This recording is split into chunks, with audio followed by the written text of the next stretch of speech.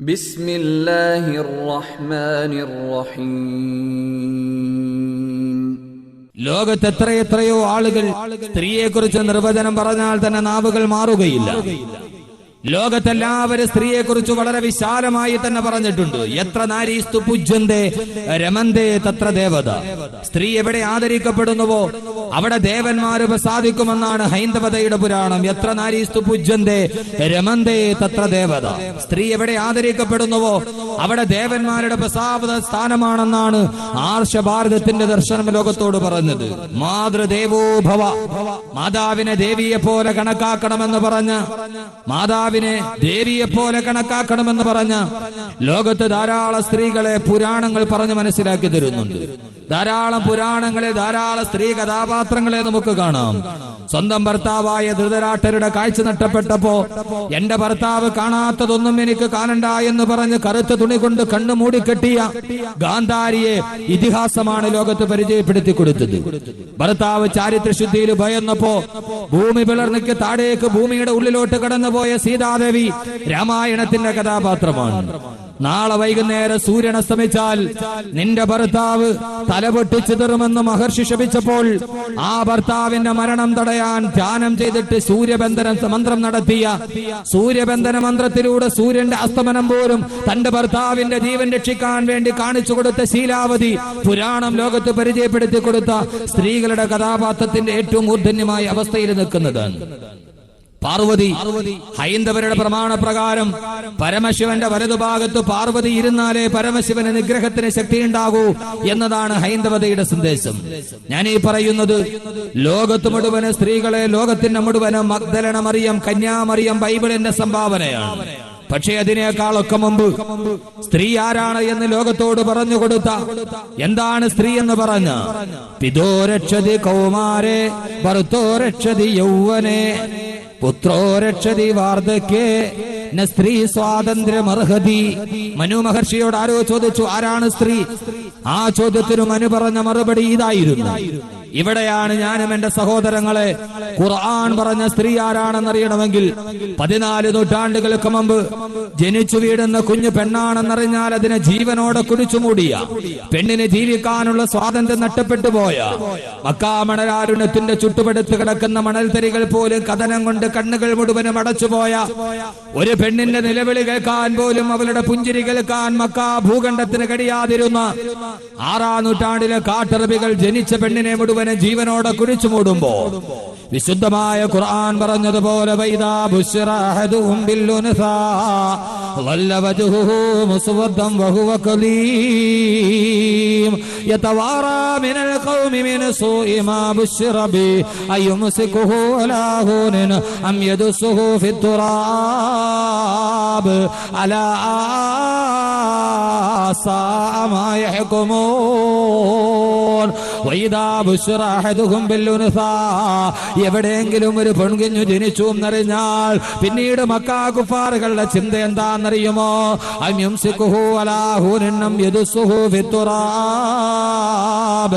അപമാനം ഭയന്നിട്ട് അപമാനം പേറി ഈ പെണ്ണിനെ വളർത്തണോ, അതല്ല ജീവനോടെ അവളെ മണൽ തിട്ടയിൽ കുഴിച്ചിടണമോ എന്ന് ആലോചിച്ചുകൊണ്ട് മക്കാ ഖുറൈശികൾ നടക്കുമ്പോ, ഒരു പെണ്ണിന് ലോകത്ത് ജീവിക്കാനുള്ള സ്വാതന്ത്ര്യം പോലും നഷ്ടപ്പെടുമ്പോ, ഒരു പെണ്ണ് ജനിച്ചു എന്നറിഞ്ഞാൽ അപമാനത്തോടെ തലകുനിച്ചു നടക്കുന്ന മക്കാ ഖുറൈശികളോട് 14 നൂറ്റാണ്ടുകൾക്ക് മുമ്പ് അല്ലാഹുവിന്റെ പ്രവാചകൻ പറഞ്ഞതെന്തെന്നറിയുമോ? ഒരു സുപ്രഭാതത്തിന്റെ പുലർച്ചെക്കാലം അല്ലാഹുവിന്റെ പ്രവാചകന്റെ പ്രഭാഷണം കേൾക്കാൻ തന്റെ മുമ്പിൽ സാഗൂതം കാത്തു നിൽക്കുന്ന തന്റെ അനുയായികളോട് അല്ലാഹുവിന്റെ തിരുദൂതര് പറഞ്ഞു പത്രേ, അല്ലാഹുവിന്റെ തിരുദൂതര് ചോദിച്ചു പത്രേ, അലാ ഉഖ്ബിറുകും ബിഖൈരി മാ യക്നിസുൽ മർഉ, അലാ ഉഖ്ബിറുകും ബിഖൈരി മാ യക്നിസുൽ മർഉ. ഒരു മനുഷ്യനവന്റെ ജീവിതത്തിൽ ലഭിക്കുന്ന, ഒരു പുരുഷനവന്റെ ജീവിതത്തിൽ ലഭിക്കുന്ന ഏറ്റവും അമൂല്യമായ നിധി ഏതെന്ന് നിങ്ങൾക്ക് ഞാൻ പറഞ്ഞു തരട്ടെയോ? ഒരു പുരുഷനവന്റെ ജീവിതത്തിൽ കിട്ടുന്ന വിലമതിക്കാൻ കഴിയാത്ത അമൂല്യമായ നിധി ഏതെന്ന് ഞാൻ പറഞ്ഞു തരട്ടെയോ? അള്ളാഹുവിന്റെ പ്രവാചകന് സഹാബത്തിനെ ആകാംക്ഷയുടെ മുൾമുനയിൽ നിർത്തുമ്പോ സ്നേഹത്തോടെ വല്ലാത്ത ആകാംക്ഷയോടെ സഹാബത്ത് പറഞ്ഞു അത്രേ, തങ്ങളുടെ ജീവിതത്തിന്റെ വിലമതിക്കാൻ കഴിയാത്ത നിധി ഏതെന്നറിയാൻ അനുയായികൾ പറഞ്ഞു അത്ര, നബിയെ പറയുക, ബലായ റസൂലല്ലാ, അള്ളാന്റെ തിരുദൂതരെ പറയുക നബിയെ, അള്ളാഹുവിന്റെ തിരുദൂതരെ പറയുക നബിയെ. അള്ളാന്റെ പ്രവാചകൻ അവരോട് പറഞ്ഞ നിധി ഏതെന്നറിയുമോ? മദീന നഗരത്തിന്റെ പ്രാന്തത്തിലുള്ള ഈത്തപ്പഴ തോട്ടമല്ല, അവിടെ കണ്ട ഏറ്റവും വലിയ സ്വർണത്തിന്റെ ശേഖരവുമല്ല, ഒരു പുരുഷന് ജീവിതത്തിൽ കിട്ടുന്ന ഏറ്റവും അമൂല്യമായ നിധി ഏതെന്നറിയുമോ? അള്ളാന്റെ റസൂല് പറയുകയാ, അൽ മർഅതു സാലിഹാ, അൽ മർഅതു സാലിഹാ, അൽ മർഅതു സാലിഹാ. സാലിഹത്തായ പെണ്ണാണ്, സച്ചരിതയായ നിന്റെ ഭാര്യയാണ്. ഒരു പുരുഷനവന്റെ ജീവിതത്തിൽ കിട്ടുന്ന അമൂല്യമായ നിധി അവന്റെ സച്ചരിതയായ ഭാര്യയാണ്, ഭാര്യയാണ്, ഭാര്യയാണെന്ന് ആദരവായ പ്രവാചകൻ നബി മുഹമ്മദ് മുസ്തഫ അള്ളാന്റെ റസൂല് പറഞ്ഞു. ഒരു പുരുഷന്റെ ജീവിതത്തിൽ കിട്ടുന്ന വിലമതിക്കാൻ കഴിയാത്ത ഏറ്റവും വലിയ നിധി ഏതാ? അൽ മർഅതു സാലിഹ, അവന്റെ ഭാര്യയാണ്. അള്ളാഹു നമ്മുടെ ഭാര്യമാരെ അങ്ങനെ ആക്കട്ടെ. അങ്ങനെ ആകാനുള്ള വഴലാണ് ഇന്നത്തെ വാത്. സഹോദരിമാർ നന്നായിട്ട് കേട്ടിരിക്കും, സഹോദരങ്ങൾ അതിനേക്കാൾ നന്നായിട്ട് കേട്ടിരിക്കും. അൽ മർഅതു സാലിഹ, സാലിഹത്തായ ഭാര്യ, സച്ചരിതയായ ഭാര്യ. എന്റെ പ്രിയപ്പെട്ട സഹോദരങ്ങൾ, ഒന്ന് ചിന്തിച്ചു നോക്കി. പുരുഷന്മാര്, നിങ്ങളുടെ ജീവിതത്തിൽ കിട്ടിയ വിലമതിക്കാൻ പറ്റാത്ത, വില നിശ്ചയിക്കാൻ പറ്റാത്ത നിധി, ആ നിധി നിങ്ങളുടെ ഭാര്യയാണ്. നിങ്ങൾക്ക് അങ്ങനെ തോന്നുന്നു? ഇവിടെ ഇരിക്കുന്ന ഭർത്താക്കന്മാരോടാണ് ചോദ്യം. നിങ്ങളുടെ ജീവിതത്തിലെ വിലമതിക്കാൻ കഴിയാത്ത, നിങ്ങളുടെ വീടിനേക്കാളേറെ, നിങ്ങളുടെ സമ്പത്തിനേക്കാളേറെ, നിങ്ങളുടെ ജീവിതത്തിൽ നിങ്ങൾക്ക് കിട്ടിയതിനേക്കാളേറെ ഏറ്റവും വിലമതിക്കാൻ പറ്റാത്ത നിധി, ആ നിധി ഏതാണ്? അവരാണ് ഇതാ വലതു ഭാഗത്ത് കസേരയിൽ ഇങ്ങനെ ഇരിക്കുന്നത്. നിങ്ങളുടെ ജീവിതത്തിലെ നിധി അള്ളാഹു അങ്ങനെ ആക്കട്ടെ. യഥാർത്ഥത്തിൽ അങ്ങനെയാണ് ആവേണ്ടത്. അള്ളാഹു നമ്മുടെ ഭാര്യമാരെ നിധിയാക്കി തരട്ടെ.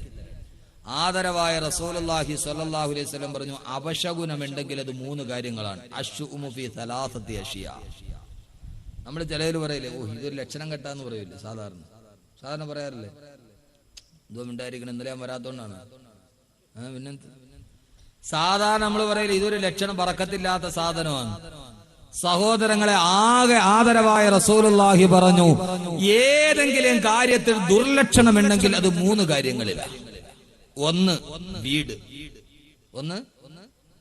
ചില വീട് ചില ആളുകൾ വെച്ചാൽ അതോടെ അവന്റെ ജീവിതം തീർന്നു. 2 വാഹനം. റസൂലുള്ള പറഞ്ഞാണ്, സഹീഹായ ഹദീസാണ്. 3 കാര്യത്തിലാണ് അപലക്ഷണമുള്ളത്. 1 വീട്. ചില വീട് പണിത് കഴിഞ്ഞാൽ പിന്നെ അവൻ അതിനകത്ത് കയറി അതോടെ തീരും. 2 വാഹനം. ചില വാഹനം ചില ആളുകൾ എടുത്ത് അത് എന്ന് 24 പ്രാവശ്യം ഇടിക്കും ഇല്ലേ? ചില ലോറിയും ചില അംബാസഡർ കാറും ഒക്കെ എടുത്തവർ ഇല്ലേ? ആ വാഹനം അവന്റെ ജീവിതവും കൊണ്ട് അവനെയും കൊണ്ടേ പോകും. 3ാമത്തെ ദുർലക്ഷണമുള്ള 3ാമത്തെ സാധനം ഭാര്യ. ദുർലക്ഷണം 3 കാര്യങ്ങളിലുള്ളൂ. നമ്മൾ പറയില്ലേ, ഓ ഇതെന്റെ കൈ കിട്ടിയോടെ തീർന്നു. അത് വണ്ടിയിലും ഉണ്ടാവാം, വീടിലും ഉണ്ടാകാം, 3ാമത് ഇതിലുണ്ടാവാം. റസൂലുള്ള പറഞ്ഞാണ് 3ാമത്തെ ഭാര്യ. ചില ആളുകൾ ചില ഭാര്യമാരെ കിട്ടി അവന്റെ ജീവിതം സുഖമായി വരും. എന്നാൽ ചില ആളുകൾക്ക് ചില ഭാര്യമാരെ കിട്ടി അവന്റെ ജീവിതം സ്വർഗമാണ്. ചില ആളുകൾക്ക് ചില ഭാര്യമാരെ കിട്ടിയാൽ അവന്റെ ജീവിതം നരകമാണ്. അള്ളാഹു നമ്മുടെ ജീവിതം സ്വർഗമാക്കട്ടെ. സഹോദരിമാരെന്നോട് പിണങ്ങണ്ട. റസൂലുള്ള പറഞ്ഞാണ് 3 കാര്യത്തിലേ ഈ ദുർലക്ഷണമുള്ളൂ. 3 കാര്യത്തിൽ, അല്ലാതെ പേനയിലില്ല, ചെരുപ്പിലില്ല. നമ്മൾ ഈ ചില സാധനങ്ങളൊക്കെ നമ്മൾ വലിയ പ്രശ്നങ്ങളാണ്. വീട് വെക്കുമ്പോ, വാഹനം വാങ്ങിക്കുമ്പോ, ഭാര്യയിൽ ഈ 3 കാര്യങ്ങളാണ്.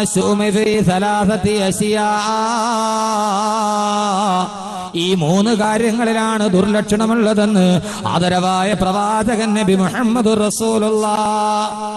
അപ്പൊ റസൂലുള്ളാഹ് പറഞ്ഞു, ഒരു മനുഷ്യൻ അവന്റെ ജീവിതത്തിൽ കിട്ടുന്ന ഏറ്റവും വിലമതിക്കാൻ കഴിയാത്ത നിധി അവന്റെ ഭാര്യയാണ്. അള്ളാഹു നമ്മുടെ ഭാര്യമാരെ അങ്ങനെ ആകട്ടെ. സാലിഹത്തായ പെണ്ണ്, സാലിഹത്തായ പെണ്ണെന്ന് പറഞ്ഞാരാ? ഒരു പെണ്ണ് സാലിഹത്താകണമെങ്കിൽ, അവള് സച്ചരിതയാവണമെങ്കിൽ, അവള് നല്ല പെണ്ണാവണമെങ്കിൽ അവൾക്ക് 3 ലക്ഷണമുണ്ട്. ഒന്ന്, ഇന്നലറ ഇലൈഹാ സർറത്ത്, വിഷമിച്ച് ബുദ്ധിമുട്ടി വരുന്ന ഭർത്താവ് വീട്ടിൽ വന്ന് അവളുടെ മുഖം കണ്ടാൽ, ഭാര്യയുടെ മുഖം കണ്ടാൽ ഭർത്താവിന് സന്തോഷം ഉണ്ടാവും. അങ്ങനെയുള്ള ഭാര്യ.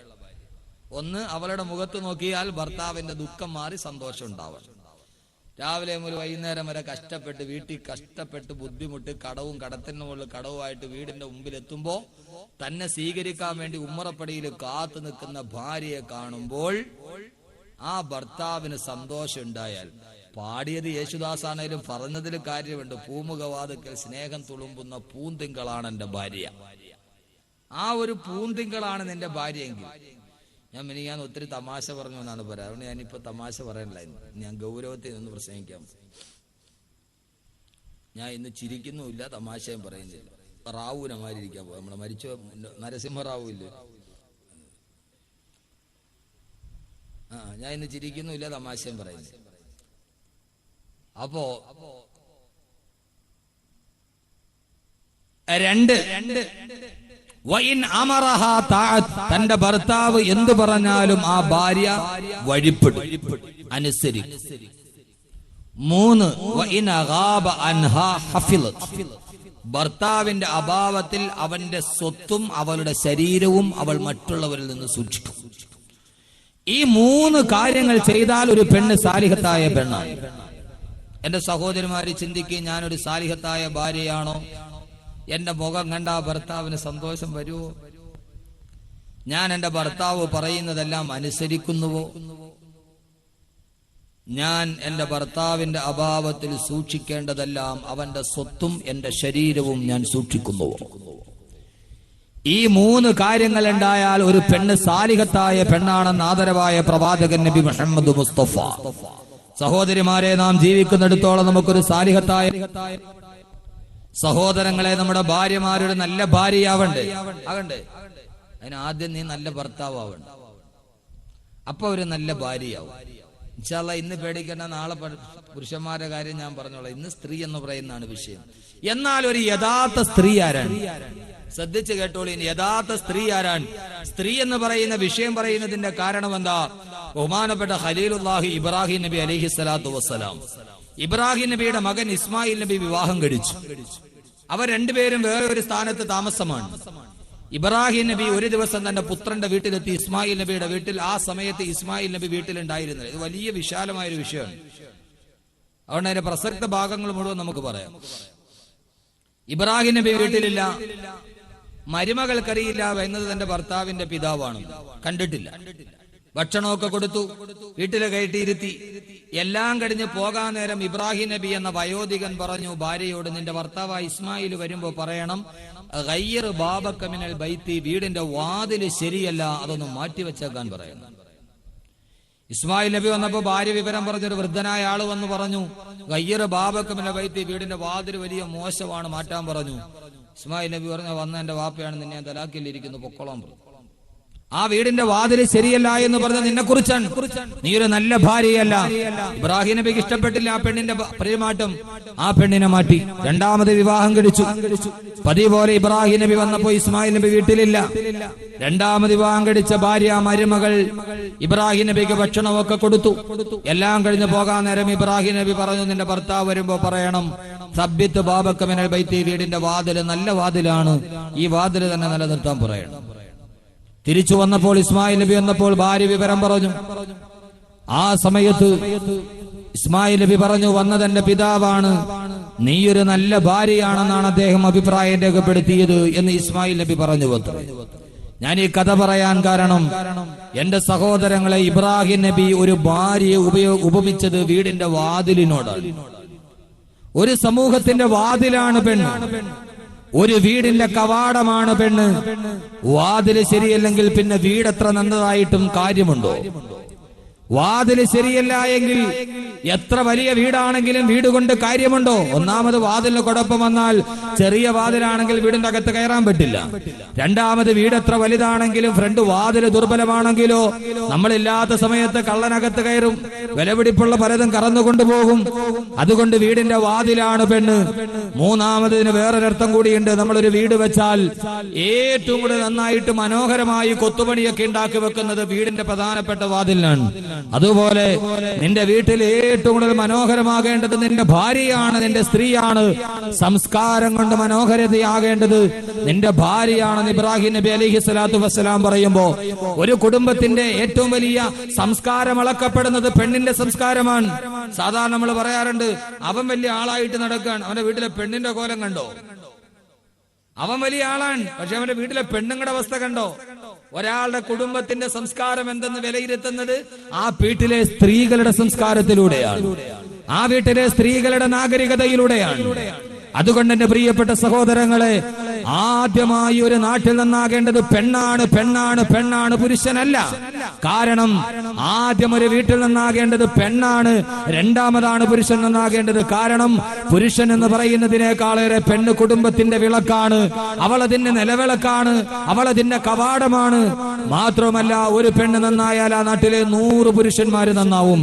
ഒരു പെണ്ണ് വഴിതെറ്റിയാൽ ആ നാട്ടിലെ 100 പുരുഷന്മാരെ വഴിതെറ്റിക്കാൻ ആ ഒരൊറ്റ പെണ്ണിനെ കൊണ്ട് കഴിയും എന്നതാണ് ചരിത്രം. ഒരു പെണ്ണ് നന്നായാൽ ആ നാട്ടിലെ 100 പുരുഷന്മാര് നന്നാവും. ഒരു പെണ്ണ് മോശമായാലോ ആ നാട്ടിലെ 100 ചെറുപ്പക്കാരെ വഴിതെറ്റിക്കാൻ ഈ പെണ്ണിനെ പോൽ പറ്റുന്നത് വേറൊന്നുമില്ല. ഇതുകൊണ്ടാണ് ലോകത്തിന്റെ അന്ന് മുതൽ ഇതേവരെ അള്ളാഹുവിന്റെ വിശുദ്ധമായ ഖുർആൻ 114 അധ്യായങ്ങളുള്ള ഖുർആൻ, ആ ഖുർആനിൽ അള്ളാഹുവിന്റെ വിശുദ്ധമായ ഖുർആൻ തന്നെ പറഞ്ഞതെന്താ? അള്ളാഹുവിന്റെ ഖുർആനിൽ 114 അധ്യായങ്ങളുണ്ട്. അതിലൊരു അധ്യായത്തിന്റെ പേരെന്താന്നറിയുമോ? സൂറത്തുൻ നിസാ. അന്നിസാ, പെണ്ണുങ്ങൾ എന്നാണ് ഒരു സൂറത്തിന് തന്നെ പേര് വെച്ചത്. അള്ളാഹുവിന്റെ 114 സൂറത്തുകൾ, ഒരു സൂറത്തിന് അള്ളാഹു പേര് വെച്ചു അന്നിസാ. അന്നിസാ, സ്ത്രീകളെ കുറിച്ച് പറയാൻ തന്നെ ധാരാളം ആളുകൾ അറിവില്ലായ്മ കൊണ്ട് പറയാറുണ്ട്, ഇസ്ലാം സ്ത്രീകൾക്ക് സ്വാതന്ത്ര്യം നൽകുന്നില്ല, എപ്പോഴും പർദ്ദക്കുള്ളിൽ പെണ്ണിനെ അടച്ചിട്ടിരിക്കുകയാണ്. നല്ല സഹോദരങ്ങളെ, സ്ത്രീകളുടെ അവകാശത്തെ കുറിച്ച് പറയാൻ, സ്ത്രീകളുടെ അവകാശത്തെ കുറിച്ച് പറയാൻ ഇത്രയേറെ വരികൾ മാറ്റിവെച്ചൊരു ഗ്രന്ഥമുണ്ടെങ്കിൽ അത് അല്ലാഹുവിന്റെ വിശുദ്ധ ഖുർആൻ. ലോകത്തുള്ള മുഴുവൻ ആളുകൾ സ്ത്രീകളോട് മോശമായി പെരുമാറിയപ്പോ, അവളെ ജീവിക്കാനുള്ള സ്വാതന്ത്ര്യം പോലും നഷ്ടപ്പെടുത്തിയപ്പോ, അല്ലാഹുവിന്റെ ഖുർആൻ ലോകത്തോട് പറയുകയാണ്, സ്ത്രീകളോട് നിങ്ങൾ മോശമായി പെരുമാറരുതേ. യാ അയ്യുഹല്ലദീന ആമനൂ ലാ യഹില്ലു ലക്കും അൻ തരിസുൻ നിസാ കറഹാ ഫലാ തഅദുലൂഹുന്ന ലിതദ്ഹബൂ ബിബഅദി മാ ആതൈതുമൂഹുന്ന ഇല്ലാ അൻ യഅതീന ബിഫാഹിശത്തിൻ മുബയ്യിനാ വഅസ്റൂഹുന്ന ബിൽ മഅറൂഫ്. അള്ളാഹുവിന്റെ ഖുർആൻ 14 നൂറ്റാണ്ടുകൾക്ക് മുമ്പ് പറഞ്ഞു, നിങ്ങൾ സ്ത്രീകളോട് നല്ല രീതിയിൽ പെരുമാറണേ. വഅസ്റൂഹുന്ന ബിൽ മഅറൂഫ്, നിങ്ങൾ സ്ത്രീകളോട് നല്ലവരായി പെരുമാറണേ. ഇതാണ് സ്ത്രീയെ കുറിച്ചുള്ള ലോകത്തിന്റെ സങ്കല്പമെങ്കിൽ ഒരു കുടുംബത്തിന്റെ വാതിലാണ് പെണ്ണ്, ഒരു സമൂഹത്തിന്റെ കവാടമാണ് പെണ്ണ്. ആ പെണ്ണ് നന്നാകുമ്പോഴാണ് ലോകം നന്നാകുന്നതെന്ന് ഇത്രയേറെ നന്നായിട്ട് സ്ത്രീയെ കുറിച്ച് പറഞ്ഞ ഒരു പ്രവാചകനുണ്ടോ? അള്ളാഹുവിന്റെ പ്രവാചകൻ സ്വല്ലല്ലാഹു അലൈഹി വസല്ലമ. എന്റെ വിഷയത്തിന്റെ ആമുഖമായിട്ട് ഞാൻ പറയുകയാണ്, ഒരിക്കൽ പ്രവാചകൻ മദീനത്തിന്റെ നഗരിയിൽ നിൽക്കുമ്പോ ഒരനുയായിയുടെ ഒട്ടകപ്പുറത്ത് തന്റെ ഭാര്യയെ വെച്ചുകൊണ്ട് യാത്ര ചെയ്യുകയാണ്. അയാളാണെങ്കിലോ താഴെ നിന്ന് ഒട്ടകത്തെ സ്പീഡിൽ ഓടിക്കുകയാണ്. കടിഞ്ഞാണ് പിടിച്ചു വലിച്ചിട്ട് ഒട്ടകത്തെ സ്പീഡിൽ നടത്തുമ്പോ മുകളിലിരിക്കുന്ന ഭാര്യ വേച്ചു വേച്ചു വീഴാൻ പോവുകയാണ്. ഇത് കണ്ട റസൂലുള്ള വിളിച്ചു അത്രേ, അഞ്ചശാ, അഞ്ചശാ, അഞ്ചശാ, നിന്റെ ഒട്ടകത്തെ മെല്ലെ നടത്തണേ അഞ്ചശാ. മുകളിലിരിക്കുന്ന പെണ്ണ് വീഴാൻ പോകുന്നത് കണ്ടോ? ആ മുകളിലിരിക്കുന്നത് പെണ്ണല്ല, അവള് സ്ഫടികമാണ്, സ്ഫടികമാണ്, സ്ഫടികമാണ്. ഓ, ഒട്ടകത്തിന്റെ മുകളിലിരിക്കുന്നത് പെണ്ണല്ല, അവള് സ്ഫടികമാണ്, സ്ഫടികമാണ്, സ്ഫടികമാണെന്ന് ആദരവായ പ്രവാചകൻ നബി മുഹമ്മദ് മുസ്തഫ. എത്രയോ ആളുകൾ പെണ്ണിനെ കുറിച്ച് പറഞ്ഞിട്ടുണ്ട്, പെണ്ണ് ദൈവത്തിന്റെ വരദാനമാണെന്ന് പറഞ്ഞവർ, പാടിയാലും തീരാത്ത കവിത എന്ന് പറഞ്ഞവർ, വരച്ചാരത്താത്ത ചിത്രമെന്ന് പറഞ്ഞവർ, ഇത്രയേറെ സ്ത്രീയെ കുറിച്ച് പറയാൻ ലോകത്തൊരു നേതാവിന് കഴിഞ്ഞിട്ടില്ല. ഇത്രയേറെ നന്നായി പെണ്ണിനെ കുറിച്ച് പറഞ്ഞൊരു നേതാവുണ്ടെങ്കിൽ അല്ലാഹുവിന്റെ റസൂല് പറഞ്ഞത് സ്ത്രീയല്ല, അവള് സ്ഫടികമാണ്. സ്ഫടികം കൈകാര്യം ചെയ്യുന്നത് പോലെ നിങ്ങൾ നിങ്ങളുടെ പെണ്ണുങ്ങളെ കൈകാര്യം ചെയ്യണേ എന്ന് റോഹി ഫിദാ നബി മുഹമ്മദ് റസൂലുള്ളാഹ്. ഇത്രയും ഫിറ്റായ വേറൊരു വാക്കില്ല പെണ്ണിനെ കുറിച്ച് പറയാൻ. റസൂലുള്ള ഒന്ന് പെണ്ണെന്ന് പറഞ്ഞാൽ സ്ഫടികമാണ്, പെണ്ണെന്ന് പറഞ്ഞാൽ ഗ്ലാസ് ആണ്. ഈ ഇരിക്കുന്ന ഗ്ലാസ് ഇത് നമ്മളിങ്ങനെ കയ്യിൽ പിടിച്ചുകൊണ്ട് നല്ല മാർബിളിന്റെ തറയക്കിടെ പോയാല് എത്ര സൂക്ഷിച്ചാണ് ഈ ഗ്ലാസ് താഴെ വീഴാതെ പിടിച്ചോണ്ട് പോവുക. ഗ്ലാസ് ഉള്ള സാധനത്തിന്റെ തന്നെ പെട്ടിയുടെ കാർഡ്ബോർഡിന്റെ മുകളിൽ എത്തിരിക്കും ഹാൻഡിൽ വിത്ത് കെയർ, സൂക്ഷിച്ചു കൊണ്ടുപോകണം അല്ലേ. ഗ്ലാസ് ഒക്കെ വരണ വലിയ ഹോൾസെയിൽ കടയിലൊക്കെ കാണും, വലിയ കാർഡ്ബോർഡിന്റെ ഫ്രണ്ട് ഹാൻഡിൽ വിത്ത് കെയർ, എല്ലാം കെയറായി സൂക്ഷിച്ചു കൊണ്ടുപോകണം. എന്റെ പ്രിയപ്പെട്ട സഹോദരിമാരെ ഇങ്ങോട്ട് നോക്കി, നിങ്ങളെന്ന് പറഞ്ഞ ആരാണ്? ഈ ഗ്ലാസ് ആണ്. ഈ ഗ്ലാസ് പോലെ എന്റെ വിരളൊന്ന് വഴുതിയാൽ, വിരളൊന്ന് തെറ്റിയാൽ, ശ്രദ്ധയൊന്ന് പാളിയാൽ ഈ ഗ്ലാസ് നേരെ താഴേക്ക് വീഴും. വീണ് കഴിഞ്ഞാൽ പിന്നെ പല കഷണങ്ങളായി ചിതറും. ചിതറിയാൽ അടുത്ത് നിൽക്കുന്നവന്റെ കാല് മുറിയും. ഒരു പെണ്ണെന്ന് പറഞ്ഞാൽ സ്ഫടികമാണ്, ഗ്ലാസ് ആണ്. താഴെയെങ്ങാനും ഒരശ്രദ്ധ കൊണ്ട് താഴെയെങ്ങാനും വീണ് ചിതറിപ്പോയാൽ പിന്നെ അതെടുത്ത് ഒട്ടിച്ചു വെച്ചിട്ട് പഴയതുപോലെ ആക്കാൻ പറ്റൂല. പെണ്ണെ, ഒരു ദിവസം നിനക്ക് പിഴച്ചു പോയാൽ പിന്നീട് എന്തൊക്കെ ചെയ്താലും പൂർവ്വസ്ഥിതിയിലേക്ക് തിരിച്ചു വരാൻ പറ്റാത്ത ഗ്ലാസ് ആണ് പെണ്ണ്. എങ്ങാനും അറിയാതെ ഒന്ന് കൈവിട്ട് താഴെ പോയാൽ ഗ്ലാസിന്റെ ചില്ലുകൾ ചിതറിത്തെറിക്കുന്നതുമാതിരി തെറിക്കുമെന്ന് മാത്രമല്ല, പരിസരത്ത് നിൽക്കുന്നവരെ മുഴുവനും മുറിവേൽപ്പിച്ചിട്ട് അവന്റെ രക്തവും താഴേക്ക് വലിച്ചു കൊണ്ടുവരുന്ന ഗ്ലാസ് ആണ് പെണ്ണ്. അതുകൊണ്ട് കയ്യിലിരിക്കുന്ന ഗ്ലാസ് വഴുതി താഴെ വീഴാതെ എത്ര സൂക്ഷ്മതയോടെ നിങ്ങൾ കൊണ്ടുപോകുന്നുവോ അതേപോലെ പെണ്ണിനെ നിങ്ങൾ കൈകാര്യം ചെയ്യണമെന്ന് പഠിപ്പിച്ചു പ്രവാചകൻ നബി മുഹമ്മദ് റസൂലുള്ളാഹ്. ശരിയല്ലേ? ഇത്രക്കാളും വലിയ പെണ്ണിനെ കുറിച്ച് പറയാൻ പറ്റുമോ? എങ്ങാനും ഒരു നിമിഷമൊന്ന് ചിന്ത മാറിപ്പോയാൽ, ഒരു കൈപ്പട പറ്റിപ്പോയാൽ പുരുഷന് പ്രശ്നമില്ല, പക്ഷെ പെണ്ണിന് പെണ്ണിന്റെ ജീവിതം പടയിലേക്ക് തിരിച്ചു കൊണ്ടുവരാൻ കഴിയൂ. അതുകൊണ്ട് ഒരിക്കലും തെറ്റാൻ പാടില്ല, ഒരു നിമിഷം പോലും പതറാൻ പാടില്ല, ഒരു നിമിഷം പോലും വഴിയിൽ എവിടെയെങ്കിലും കാലുകൾ പതറാൻ പാടില്ല. അത്രയേറെ നന്നായി സൂക്ഷ്മതയോടെ ജീവിക്കേണ്ടവളാണ് സ്ത്രീ എന്ന അല്ലാഹുവിന്റെ പ്രവാചകൻ നബി മുഹമ്മദ് റസൂലുള്ളാഹ്.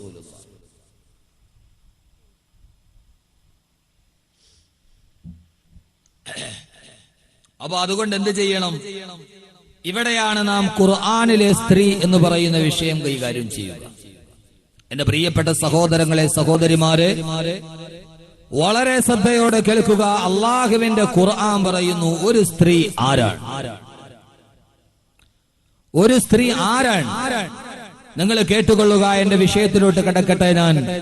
അള്ളാഹുവിന്റെ വിശുദ്ധമായ ഖുർആൻ സൂറത്തു തഹ്രീമിന്റെ അവസാന ഭാഗം 4 സ്ത്രീകളെ പരിചയപ്പെടുത്തുന്നുണ്ട് ലോകത്തിന്റെ മുമ്പിൽ. അള്ളാഹുവിന്റെ ഖുർആൻ ലോകത്തിന്റെ മുമ്പിൽ 4 സ്ത്രീകളെ പരിചയപ്പെടുത്തുകയാണ്. ഈ 4 സ്ത്രീകളെയും ഇൻഷാ അല്ലാഹ് ഞാൻ പറയും. അതിൽ ഇഷ്ടപ്പെട്ട 2 പേരെ നിങ്ങൾക്ക് തിരഞ്ഞെടുക്കാം. അള്ളാഹു പറയുന്നു ഇഷ്ടപ്പെട്ട 2 പേരെ നിങ്ങൾക്ക് തിരഞ്ഞെടുക്കാം. ആരൊക്കെയാണത്? അല്ലാഹുവിന്റെ വിശുദ്ധമായ ഖുർആൻ കേൾക്കുക.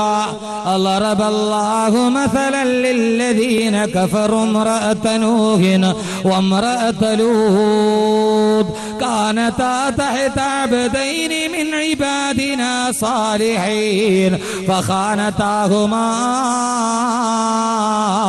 ഫലം യുഗ്നിയാ അൻഹുമാ മിനല്ലാഹ് വഖീല ദുഖുലൻ നാർ വമഅ الداخلين. അല്ലാഹുവിന്റെ വിശുദ്ധമായ ഖുർആൻ പറയുന്നു അല്ലാഹു മസലൻ ലില്ലദീന കഫറു. അല്ലാഹുവിനെ നരകം വിലക്ക് വാങ്ങാൻ ചിന്തിക്കുന്നവരോട്, എത്ര പറഞ്ഞാലും ഞങ്ങൾ ഇങ്ങനെ ജീവിക്കൂ എന്ന് തീരുമാനിക്കുന്നവരോട്, നാളെ അല്ലാഹുവിന്റെ കത്തിക്കാളുന്ന നരകത്തിലോട്ട് പോകാൻ തീരുമാനിക്കുന്നവരുടെ മുമ്പിൽ അല്ലാഹു പറയുന്നത് 2 സ്ത്രീകളുടെ വഴിയെ നിങ്ങൾ കടന്നു പോയിക്കൊള്ളുക. ഓ സ്ത്രീകൾ ആരെന്നറിയുമോ? അല്ലാഹുവിന്റെ നരകത്തിലോട്ട്, കത്തിച്ചൊലിക്കുന്ന നരകത്തിലോട്ട് കടന്നു ചെല്ലാൻ ആഗ്രഹിക്കുന്ന എടുക്കുന്നവരുടെ മുമ്പിൽ അള്ളാന്റെ ഖുർആൻ പറയുകയാണ്, രണ്ട് സ്ത്രീകളെ നിങ്ങൾ റോൾ മോഡലാക്കിക്കൊള്ളുക. അവരാരെന്നറിയുമോ? അവരെ നിസ്സാരക്കാരല്ല. ഇംറഅത നൂഹിൻ വഇംറഅത ലൂത്ത്, രണ്ട് പ്രവാചകന്മാരുടെ ഭാര്യമാരായ ബഹുമാനപ്പെട്ട നൂഹ് നബിയുടെയും ലൂത്ത് നബിയുടെയും ഭാര്യമാരാണവർ. അവരെ നിസ്സാരക്കാരല്ല പെങ്ങള്. എന്റെ ശബ്ദം കേൾക്കാൻ ഇവിടെ തടിച്ചുകൂടി എന്റെ പ്രിയപ്പെട്ട സഹോദരിമാരോട്, നാളെ നിങ്ങൾക്ക് കത്തിജ്വലിക്കുന്ന നരകത്തിലോട്ട് പോകണോ? നാളെ നിങ്ങൾ ആരുടെ കൂടെയാണ് പോകേണ്ടത്? ഒന്ന് ഇംറഅത നൂഹിൻ, ഒന്ന് നൂഹ് നബിയുടെ ഭാര്യ, മറ്റൊന്ന് ലൂത്ത് നബിയുടെ ഭാര്യ. അവരാരാന്നറിയുമോ? അള്ളാന്റെ ഖുർആൻ പറയുകയാ, കാനതാ തഹത അബ്ദൈനി മിൻ ഇബാദിനാ സാലിഹീൻ. അല്ലാഹുവിന്റെ സച്ചരിതരായ രണ്ടടിമകളുടെ അല്ലാഹുവിന്റെ റിസാലത്ത് ഏറ്റുവാങ്ങാൻ ഭാഗ്യം ലഭിച്ച രണ്ട് പ്രവാചകന്മാരുടെ ഭാര്യമാരാ. റിസാലത്തിന്റെ ശരീരത്തോട് കെട്ടിപ്പിടിച്ച് പരിരംഭണം ചെയ്ത് കിടന്നുറങ്ങാൻ ഭാഗ്യം ലഭിച്ച, അപൂർവമായ ഭാഗ്യം ലഭിച്ച രണ്ട് പ്രവാചകന്മാരുടെ ഭാര്യാപദം അലങ്കരിച്ചാൻ ഭാഗ്യം ലഭിച്ചവരാ. പക്ഷേ അല്ല പറയുന്നത് കേൾക്കുക, ഫലം യുഗ്നിയാ അൻഹുമാ മിനല്ലാഹി ശൈആ, ഫലം യുഗ്നിയാ അൻഹുമാ മിനല്ലാഹി ശൈആ. അവർ അല്ലാഹുവിന്റെ അടുക്കൽ നിന്ന് ഒരു കാര്യവും അവർക്ക് നേടാൻ കഴിയുന്നില്ല. അല്ലാഹു ഇത്രയേറെ അവസരം കൊടുത്തിട്ട് അവർ അവസാനം പാടാക്കിയവരാണ്. നാളെ പരലോകത്ത് ചെല്ലുമ്പോ വഖീല ദുഖുലന്നാറ മഅദ്ദാഖിലീൻ, വഖീല ദുഖുലന്നാറ മഅദ്ദാഖിലീൻ. നാളെ പരലോകത്ത് അല്ലാഹു അവരോട് പറയുമത്രേ, നൂഹ് നബിയും ലൂത്ത് നബിയും സ്വർഗത്തിലോട്ട് പോകുമ്പോ അല്ലാഹു അവരെ ഭാര്യമാരോട് പറയും, നിങ്ങൾ നരകത്തിലോട്ട് പോയിക്കൊള്ളുക, നിങ്ങൾ നരകാവകാശികളാണ്. രണ്ട് പ്രവാചകന്മാരുടെ ഭാര്യമാർ അനുകൂലമായ സാഹചര്യത്തിൽ ജീവിച്ചിട്ട് അള്ളാന്റെ സ്വർഗം കരസ്ഥമാക്കാൻ അവർക്ക് കഴിഞ്ഞില്ല. അവര് നാളെ നരകത്തിലോട്ട് പോകുമെന്ന് വിശുദ്ധ ഖുർആൻ. ആരാ രണ്ട് പ്രവാചകന്റെ ഭാര്യമാർ? ഒന്ന് നൂഹ് നബിയുടെയും ലൂത്ത് നബിയുടെയും ഭാര്യ. രണ്ടുപേര് നാളെ പരലോകത്തെത്തുമ്പോ അല്ലാഹു പറയും, നിങ്ങൾ നരകത്തിൽ പൊക്കോ. സാഹചര്യം അനുകൂലമായിട്ടും അവർക്ക് സ്വർഗം നേടാൻ കഴിഞ്ഞില്ല. ഇനി അള്ളാഹു പറയുന്നു, മൂന്നാമതാരാൻ? നിങ്ങൾക്ക് വേണമെങ്കിൽ രണ്ടുപേരെ തിരഞ്ഞെടുക്കാം. ഇനി ബാക്കി രണ്ടുപേരെ കൂടി കുറിച്ച് ഖുർആൻ പറയും. അതിൽ നാലാമത്തെ ആൾ ഇൻഷാ അല്ലാഹ് നമുക്ക് നാളെ പറയാം, അത് പറഞ്ഞാൽ തീരൂല്ല. മൂന്നാമത്തതാരാ? അല്ലാഹു പറയുകയാണ്, വലറബല്ലാഹു മസലൻ ലില്ലദീന ആമനു ഇംറഅത ഫിർഔൻ. സാക്ഷാൽ ഫിറൗനിന്റെ ഭാര്യയായ ആസിയ ബീവി. ആർക്കെങ്കിലും അള്ളാന്റെ സ്വർഗം വേണോ? ആർക്കെങ്കിലും അള്ളാന്റെ സ്വർഗം വേണോ? ആ സ്വർഗത്തിലേക്കാണോ നാളെ പോകേണ്ടത്? എന്നാൽ അവരാരെ പിൻപറ്റണമെന്നറിയുമോ?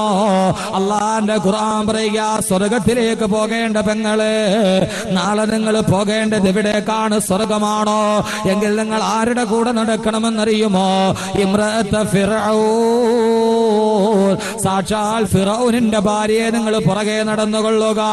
ആരാണ്? അല്ലാഹു ഞാനാണെന്ന് വാദിച്ച, അനല്ലദീ മുൽക്കു മിസ്റ, ഞാനാണ് മിസ്റിന്റെ രാജാധിപതി എന്ന് വാങ്ങിച്ച ഓ ഫിറൗനിന്റെ ഭാര്യയുണ്ടല്ലോ ആസിയ ബീവി, അവര് ജീവിച്ചതുപോലെ നിങ്ങൾ ജീവിച്ചുകൊള്ളുക. ആസിയ ബീവി ജീവിച്ചത് എന്താണെന്നറിയുമോ? ഇത് കാലത്ത് റബ്ബി ബിനിലി ഇന്ദക ബൈതൻ ഫിൽ ജന്നാ. ഫറോവയുടെ കർദനമായ താടനങ്ങളും പീഡനങ്ങളും ഏറ്റുവാങ്ങുമ്പോ സാക്ഷാൽ ഫിറൗൻ ചാട്ടുവാറ് കൊണ്ടടിച്ച് മൂലയിലോട്ട് വലിച്ചെറിയുമ്പോ ആസിയ ബീവി അല്ലാഹുവോട് ദുആ ചെയ്തതെന്താ? അല്ലാഹുവേ റബ്ബി ബിനിലി ഇന്ദക ബൈതൻ ഫിൽ ജന്നാ. അല്ലാഹുവേ നാളെ നീ എനിക്ക് നിന്റെ സ്വർഗം തരണേ അല്ലാ. എന്റെ വിഷയത്തിലോട്ട് കിടക്കട്ടെ. അള്ളാന്റെ സ്വർഗമാണ് വേണ്ടതെങ്കിൽ പെങ്ങളെ, ആസിയ ബീവി പറഞ്ഞതുപോലെ ഫറോവയുടെ ചാട്ടവാറിന്റെ സിൽക്കാര ശബ്ദങ്ങൾ കൊട്ടാരങ്ങളെ പോലും വിറകൊള്ളിക്കുമ്പോ ആ ചാട്ടവാറ് വന്ന് ശരീരത്തിലോട്ട് പതിച്ചിട്ട് പച്ചമാംസം ചിതറിത്തെറിക്കുമ്പോ വേദന കൊണ്ട് പൊളയുമ്പോഴും അല്ലാഹു എത്ര വേദന സഹിച്ചാലും കുഴപ്പമില്ല, എത്രയേറെ പ്രതിസന്ധികൾ കേട്ടാലും കുഴപ്പമില്ല. അല്ലാഹുവേ ഈ മർദ്ദനങ്ങൾക്കും പീഡനങ്ങൾക്കും താടനങ്ങൾക്കും പകരമായി നാളെ നിന്റെ സ്വർഗം നീ എനിക്ക് നൽകണേ അല്ലാ എന്ന് ദുആ ദുആ ചെയ്ത ആസിയ ബീവിയെ പോലെ ഖുർആനിലെ സ്ത്രീ എന്ന വിഷയത്തിന്റെ പ്രധാനപ്പെട്ട ഭാഗം ഞാൻ പറയട്ടെ പെങ്ങള്. നമ്മുടെ ജീവിതത്തിലെ ഏറ്റവും വലിയ ആഗ്രഹം എന്തായിരിക്കണം? അല്ലാഹുവിന്റെ സ്വർഗമായിരിക്കണം. ഒരു പെണ്ണിന്റെ ജീവിതത്തിലെ ഏറ്റവും വലിയ ലക്ഷ്യം എന്തായിരിക്കണം? ഖുർആൻ പറയുന്നു, ആസിയ ബീവി പറഞ്ഞതുപോലെ അല്ലാഹുവിന്റെ സ്വർഗമായിരിക്കണം. ആ സ്വർഗമെന്ന പരമപ്രധാനമായ ലക്ഷ്യത്തിന് വേണ്ടി നാളെ അല്ലാഹുവിന്റെ സ്വർഗത്തിൽ ഒരു മണിമാളിക കിട്ടാൻ, അല്ലാഹുവിന്റെ സ്വർഗം നിനക്ക് കിട്ടണോ പെങ്ങള്? എന്റെ പെങ്ങളെ, നിന്റെ ആഗ്രഹം സ്വർഗത്തിലായിരിക്കണം. അറിയുമല്ലോ, അല്ലാഹുവിന്റെ പ്രവാചകൻ മസ്ജിദുൻ നബവിയിൽ ഇരിക്കുമ്പോ പ്രവാചകന്റെ അടുക്കലേക്ക് ഒരു പെൺകുട്ടി കടന്നു വരികയാ. ആരാ? മദീനയിലെ ഏറ്റവും സൗന്ദര്യമുള്ള, മദീനയിലെ താരരാജകുമാരിയായ, മദീനയിലെ ചെറുപ്പക്കാര് പോലും സ്വർഗം കാണാൻ ആഗ്രഹിക്കുന്ന ആ മദീനത്തെ ഏറ്റവും സൗന്ദര്യമുള്ള പെൺകുട്ടിയാണ് കടന്നു വരുന്നത്. അല്ലാഹുവിന്റെ റസൂലിന്റെ അടുക്കലോട്ട് വരുന്നു. നബിയേ, നഫ്സി ഫിദാഉൻ ലക യാ റസൂലല്ലാഹ്. അല്ലാഹുവിന്റെ തിരുദൂതരെ, എന്റെ പൊൻവർണ്ണ കോമള മൃദുലമായ ശരീരം ഞാൻ അങ്ങേക്ക് സമർപ്പിക്കുന്നു നബിയേ. സവ്വിജ്നി യാ റസൂലല്ലാഹ്. അല്ലാഹുവിന്റെ തിരുദൂതരെ, അങ്ങനെയൊന്ന് വിവാഹം ചെയ്യുമോ നബിയേ? അങ്ങനെയൊന്ന് വിവാഹം ചെയ്യുമോ നബിയേ? ഓ സമയത്ത് റസൂലുള്ള പറഞ്ഞതെന്താ? എത്രയോ ആളുകൾ റസൂലുള്ളാഹിനെ സ്ത്രീലംബടനെന്ന് പറഞ്ഞിട്ടുണ്ട്. പ്രവാചകനെ സ്ത്രീകളുമായി ബന്ധപ്പെട്ട് ആക്ഷേപിച്ചിട്ടുണ്ട്. ഡെൻമാർക്കിലെ പത്രമടക്കമുള്ള കണ്ണു മഞ്ഞളിച്ചു പോയ ഏറ്റവും വലിയ മഞ്ഞപത്രങ്ങളടക്കം അല്ലാഹുവിന്റെ റസൂലിനെ കുറിച്ച് പറയുമ്പോ കൽബ് തുറന്നിട്ട് എന്റെ പ്രഭാഷണം കേൾക്കുന്ന എന്റെ പ്രിയപ്പെട്ട സഹോദര സമുദായങ്ങളോട് ഏകനായ പ്രവാചകന്റെ അടുക്കൽ വന്നിട്ട് ആരാ പറയുന്നത്? മദീനയിലെ ഏറ്റവും സൗന്ദര്യമുള്ള പെൺകുട്ടിയാണ് നേരിട്ട് വിവാഹാഭ്യർത്ഥന നടത്തുന്നത്. അല്ലാഹുവിന്റെ റസൂലിന്റെ മറുപടി എന്താ? പെണ്ണെ കടിയില്ല, ഇൻഹുവ ഇല്ലാ വഹ്യുൻ യൂഹാ. അല്ലാഹുവിന്റെ അനുമതിയില്ലാതെ എനിക്കും നിന്നെ വിവാഹം ചെയ്യാൻ കഴിയില്ലെന്ന് റസൂലുള്ള പറയുമ്പോ പ്രവാചകന്റെ സദസ്സിൽ നിന്ന് നിരാശയോടെ ആ പെൺകുട്ടി കൽപ്പടവുകൾ ഇറങ്ങുമ്പോ സഹാബത്തുകൾ പരിഹസിക്കുകയാണ്. പെണ്ണെ നീ ആളുകൊള്ളാമല്ലോ, പെണ്ണെ നീ ആളുകൊള്ളാമല്ലോ, ഈ മദീനയിലെ ഏറ്റവും വൃത്തികെട്ട പെണ്ണാണ് നീ. കാരണം അല്ലാഹുവിന്റെ റസൂലിനോട് പോലും നീ പ്രേമസല്ലാപം നടത്തിയല്ലോ, പ്രവാചകനെ പോലും നീ വെറുതെ വിട്ടില്ലല്ലോ, ഈ മദീനയിലെ ഏറ്റവും വൃത്തികെട്ട പെണ്ണാണ് നീ എന്ന് പറയുമ്പോ പരിഹാസത്തിന്റെ കൂരമ്പുകളേറ്റ് മനസ്സ് പിടയുമ്പോ ഓ പെൺകുട്ടി പറയുന്നത് എന്താണെന്നറിയുമോ? സഹാബാ, നിങ്ങൾ എന്നെ പരിഹസിക്കണ്ട, സഹാബ നിങ്ങൾ എന്നെ പരിഹസിക്കണ്ട. അല്ലാഹുവിന്റെ റസൂലിനോട് ഞാൻ വിവാഹാഭ്യർത്ഥന നടത്തിയത് എന്റെ വികാരത്തിന്റെ വേലിയേറ്റം കൊണ്ടല്ല, എന്റെ ആഗ്രഹങ്ങൾ എനിക്ക് പിടിച്ചു നിർത്താൻ കഴിയാത്തത് കൊണ്ടല്ല. പിന്നെയോ പ്രവാചകനോട് ഞാൻ വിവാഹാഭ്യർത്ഥന നടത്തിയത് അല്ലാഹുവിന്റെ റസൂലെങ്ങാനും എന്നെ ഒന്ന് വിവാഹം ചെയ്താൽ പ്രവാചക പദവി, ഉമ്മഹാത്തുൽ മുഅ്മിനീൻ എന്ന പദവി എനിക്ക് ലഭിക്കുമല്ലോ. നാളെ ആയിഷ ബീവി അടക്കമുള്ള, ഖദീജ ബീവി അടക്കമുള്ള പ്രവാചകന്റെ ഭാര്യ ചൊല്ലുന്ന സ്വർഗമുണ്ടല്ലോ. ആയിഷത്തും വാ ഹഫ്സത്തും വാ സൗദാ സഫിയത്തും മൈമൂനത്തും വാ റംല ഹിന്ദും വ സൈനബുൻ കദാ ജുവൈരിയ ലിൽ മുഅ്മിനീന ഉമ്മഹാത്തുൻ മർലിയ. നാളെ പ്രവാചകന്റെ പത്നി എന്ന പദവി എനിക്ക് ലഭിച്ചാൽ നാളെ സ്വർഗത്തിൽ എനിക്ക് ആ പ്രവാചകന്റെ കൂടെ ഒന്ന് സ്വർഗത്തിലിരിക്കാനാണ് ഞാൻ പ്രവാചകനോട് വിവാഹാഭ്യർത്ഥന നടത്തിയതെന്ന് പറഞ്ഞതാരാ? ആ മദീനയിലെ ഏറ്റവും സൗന്ദര്യമുള്ള പെണ്ണാണെങ്കിൽ എന്റെ പ്രിയപ്പെട്ട ശബ്ദ ശ്രവിക്കുന്ന എന്റെ പ്രിയപ്പെട്ട പെങ്ങള്, മദീനയിലെ ഏറ്റവും സൗന്ദര്യമുള്ള പെണ്ണ് പോലും ആഗ്രഹിച്ചതെന്താ? ഇവിടെ സൗന്ദര്യമൊരൽപ്പം കിട്ടിയിട്ട് കാര്യമെന്താ? ഒരൽപ്പം സൗന്ദര്യത്തിന്റെ പേരിൽ പെണ്ണെ നീ അഹങ്കരിക്കുന്നത് എന്തിനാ? 4 മണിക്ക് ക്യാമ്പസ് വിട്ട് കഴിയുമ്പോ, 4 മണിക്ക് കോളേജിന്റെ ക്യാമ്പസ് വിട്ട് കഴിയുമ്പോ പ്രേമസല്ലാപത്തിന്റെ നിത്യകുടീരമായ വാഗമരത്തിന്റെ ചുവട്ടിലൂടെ ബോയ് ഫ്രണ്ട് എന്ന ഓമന പേരും പറഞ്ഞ് 2 ചെറുപ്പക്കാരെ ഇടത്തും വലത്തും നിർത്തി അവരുടെ തോളിലൂടെ തരിവളയിട്ട കൈകുമിട്ട് ഒരു ലോലമായ ടീഷർട്ടും ധരിച്ച് ആ ടീഷർട്ടിന്റെ പുറകുഭാഗത്ത് ഈ വസ്ത്രത്തിന്റെ അടിയിൽ ഞാൻ പരിപൂർണ നഗ്നയാണ് എന്ന് പരസ്യമായി എഴുതിക്കൊണ്ട് നടക്കുന്ന, ലോലമായ ടീഷർട്ട് ധരിച്ചിട്ട് അതിന്റെ പുറകുഭാഗത്ത് ഈ വസ്ത്രത്തിന്റെ അടിയിൽ ഞാൻ പരിപൂർണ നഗ്നയാണ് എന്ന് പരസ്യമായി എഴുതിക്കൊണ്ട് നടക്കുന്ന ഉത്തമ സമുദായത്തിന്റെ കന്യകമാരോട് എന്റെ പ്രിയപ്പെട്ട വിദ്യാർത്ഥി ഫിത്നകളോട് എന്റെ പ്രിയപ്പെട്ട പെങ്ങളെ, ഒരൽപ്പം സൗന്ദര്യത്തിന്റെ പേരിലാണോ നിന്റെ ഈ അഹങ്കാരം? മദീനയിൽ ഏറ്റവും സൗന്ദര്യമുള്ള പെണ്ണ് വന്നിട്ട് പറയുന്നത് എന്താ? എനിക്ക് സ്വർഗം വേണം നബിയേ, എനിക്ക് സ്വർഗം വേണം നബിയേ. നാളെ അള്ളാന്റെ സ്വർഗത്തിലേക്ക് പോകേണ്ടവരാണ് നാം. നമ്മുടെ ലോകമെന്ന് പറഞ്ഞാൽ ഈ ലോകമല്ല. നാളെ ഇവിടെ ജീവിച്ചിട്ട് അള്ളാന്റെ സ്വർഗത്തിൽ പോകാൻ കരുതിയവരാണ്. എന്ത് നഷ്ടപ്പെട്ടാലെന്താ, എത്ര കഷ്ടപ്പെട്ടാലെന്താ, എത്രയേറെ സഹിച്ചാലെന്താ, നാളെ ദുഃഖമില്ലാത്ത റബ്ബിന്റെ സ്വർഗം കിട്ടുമോ? അതിനുവേണ്ടി ജീവിക്കുന്നവരല്ലേ നമ്മള്. അള്ളാന്റെ ഖുർആൻ പറയുന്ന ഒരു സ്ത്രീ ആദ്യം ആഗ്രഹിക്കേണ്ടത് അള്ളാന്റെ സ്വർഗമാണ്. സഹോദരങ്ങളെ, നമ്മുടെ ജീവ സ്വർഗത്തിലാണ്, നമ്മുടെ സ്വദേശം സ്വർഗമാണ്. എൻ സ്വദേശം ഇവിടെയല്ല, ഇവിടെ ഞാൻ കരദേശിവാസിയാണല്ലോ. അക്കരെയാണ് എൻ സാബല്യ നാട്, അവിടെ എനിക്കൊരുങ്ങുന്ന ഭവനമുണ്ട്.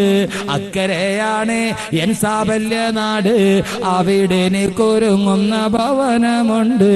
അക്കരയുടെ നാട്ടിൽ അല്ലാഹു വെച്ചിരിക്കുന്ന സ്വപ്ന ഭവനത്തിന്റെ സാബല്യത്തിന് വേണ്ടിയാണ് ഒരു പെണ്ണീ ലോകത്ത് ജീവിക്കേണ്ടതെന്ന് അള്ളാന്റെ വിശുദ്ധ അള്ളാന്റെ ഖുർആൻ പറഞ്ഞു. ഒരു സ്ത്രീയുടെ നാലാമത്തെ സ്ത്രീയുടെ കഥ ഇൻഷാ അല്ലാഹ് നാളെ പറയാം. ഇന്ന് മൂന്നാമത്തെ സ്ത്രീ ആരാ? സ്വർഗം വേണോ? ഇഷ്ടമുള്ള ചോയ്സ് എടുക്കാം, ഇഷ്ടമുള്ള ചോയ്സ് എടുക്കാം. ഒന്നുകിൽ നിനക്ക് നരകം മതിയോ? നൂഹ് നബിയുടെയും ലൂത്ത് നബിയുടെയും ഭാര്യയുടെ കൂടെ ഖുർആൻ പറയുന്നു കേൾക്കി. നരകത്തിൽ പോകേണ്ടവര് പ്രവാചകന്മാരുടെ ഭാര്യയുടെ കൂടെ, സ്വർഗത്തിൽ പോകേണ്ടവര് ഫിർഔന്റെ ഭാര്യയുടെ കൂടെ. എന്ന് പറഞ്ഞാൽ അതിന്റെ അർത്ഥം എന്താ? സാഹചര്യങ്ങൾ പ്രതികൂലമാകുമ്പോ പ്രതികൂലതയുടെ അവസ്ഥയിൽ നിന്ന് സ്വർഗം കരസ്ഥമാക്കി ആസിയ, സാഹചര്യം അനുകൂലമായിട്ടും നരകം കരസ്ഥമാക്കി നൂഹ് നബിയുടെയും ലൂത്ത് നബിയുടെയും ഭാര്യമാർ. അതുകൊണ്ട് പ്രതികൂലമായ സാഹചര്യമാണെങ്കിൽ സ്വർഗം ഉണ്ടാവണം. ഇൻഷാ അല്ലാഹ് എന്തൊക്കെ ചെയ്യണം അതിനു വേണ്ടി നമുക്ക് പറയാം. അല്ലാഹു നമ്മളെ സ്വീകരിക്കുമാറാകട്ടെ.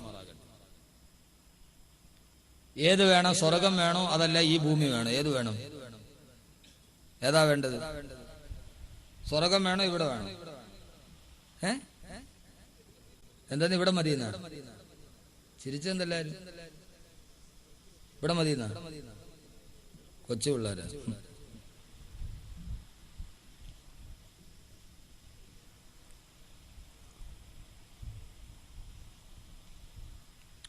എന്റെ നാടിന്റെ അടുത്തൊരു ചെറിയ തൈക്കാവ് പണി. അപ്പൊ തൈക്കാവൊക്കെ പണിതിട്ട് ഞങ്ങൾ കുറെ പേര് അവിടെയുള്ള കുട്ടികളെയൊക്കെ ചെറുപ്പക്കാരെയൊക്കെ പരിക്കാവ് ഉദ്ഘാടനമൊക്കെ ചെയ്തപ്പോൾ നിസ്കരിക്കാൻ വേണമെന്ന് പറയാൻ വിളിക്കാൻ വേണ്ടി പോയി. അപ്പോൾ കുറെ കുട്ടികൾ വോളിബോൾ കളിച്ചുകൊണ്ടിരിക്കുകയാണ് കോട്ട്.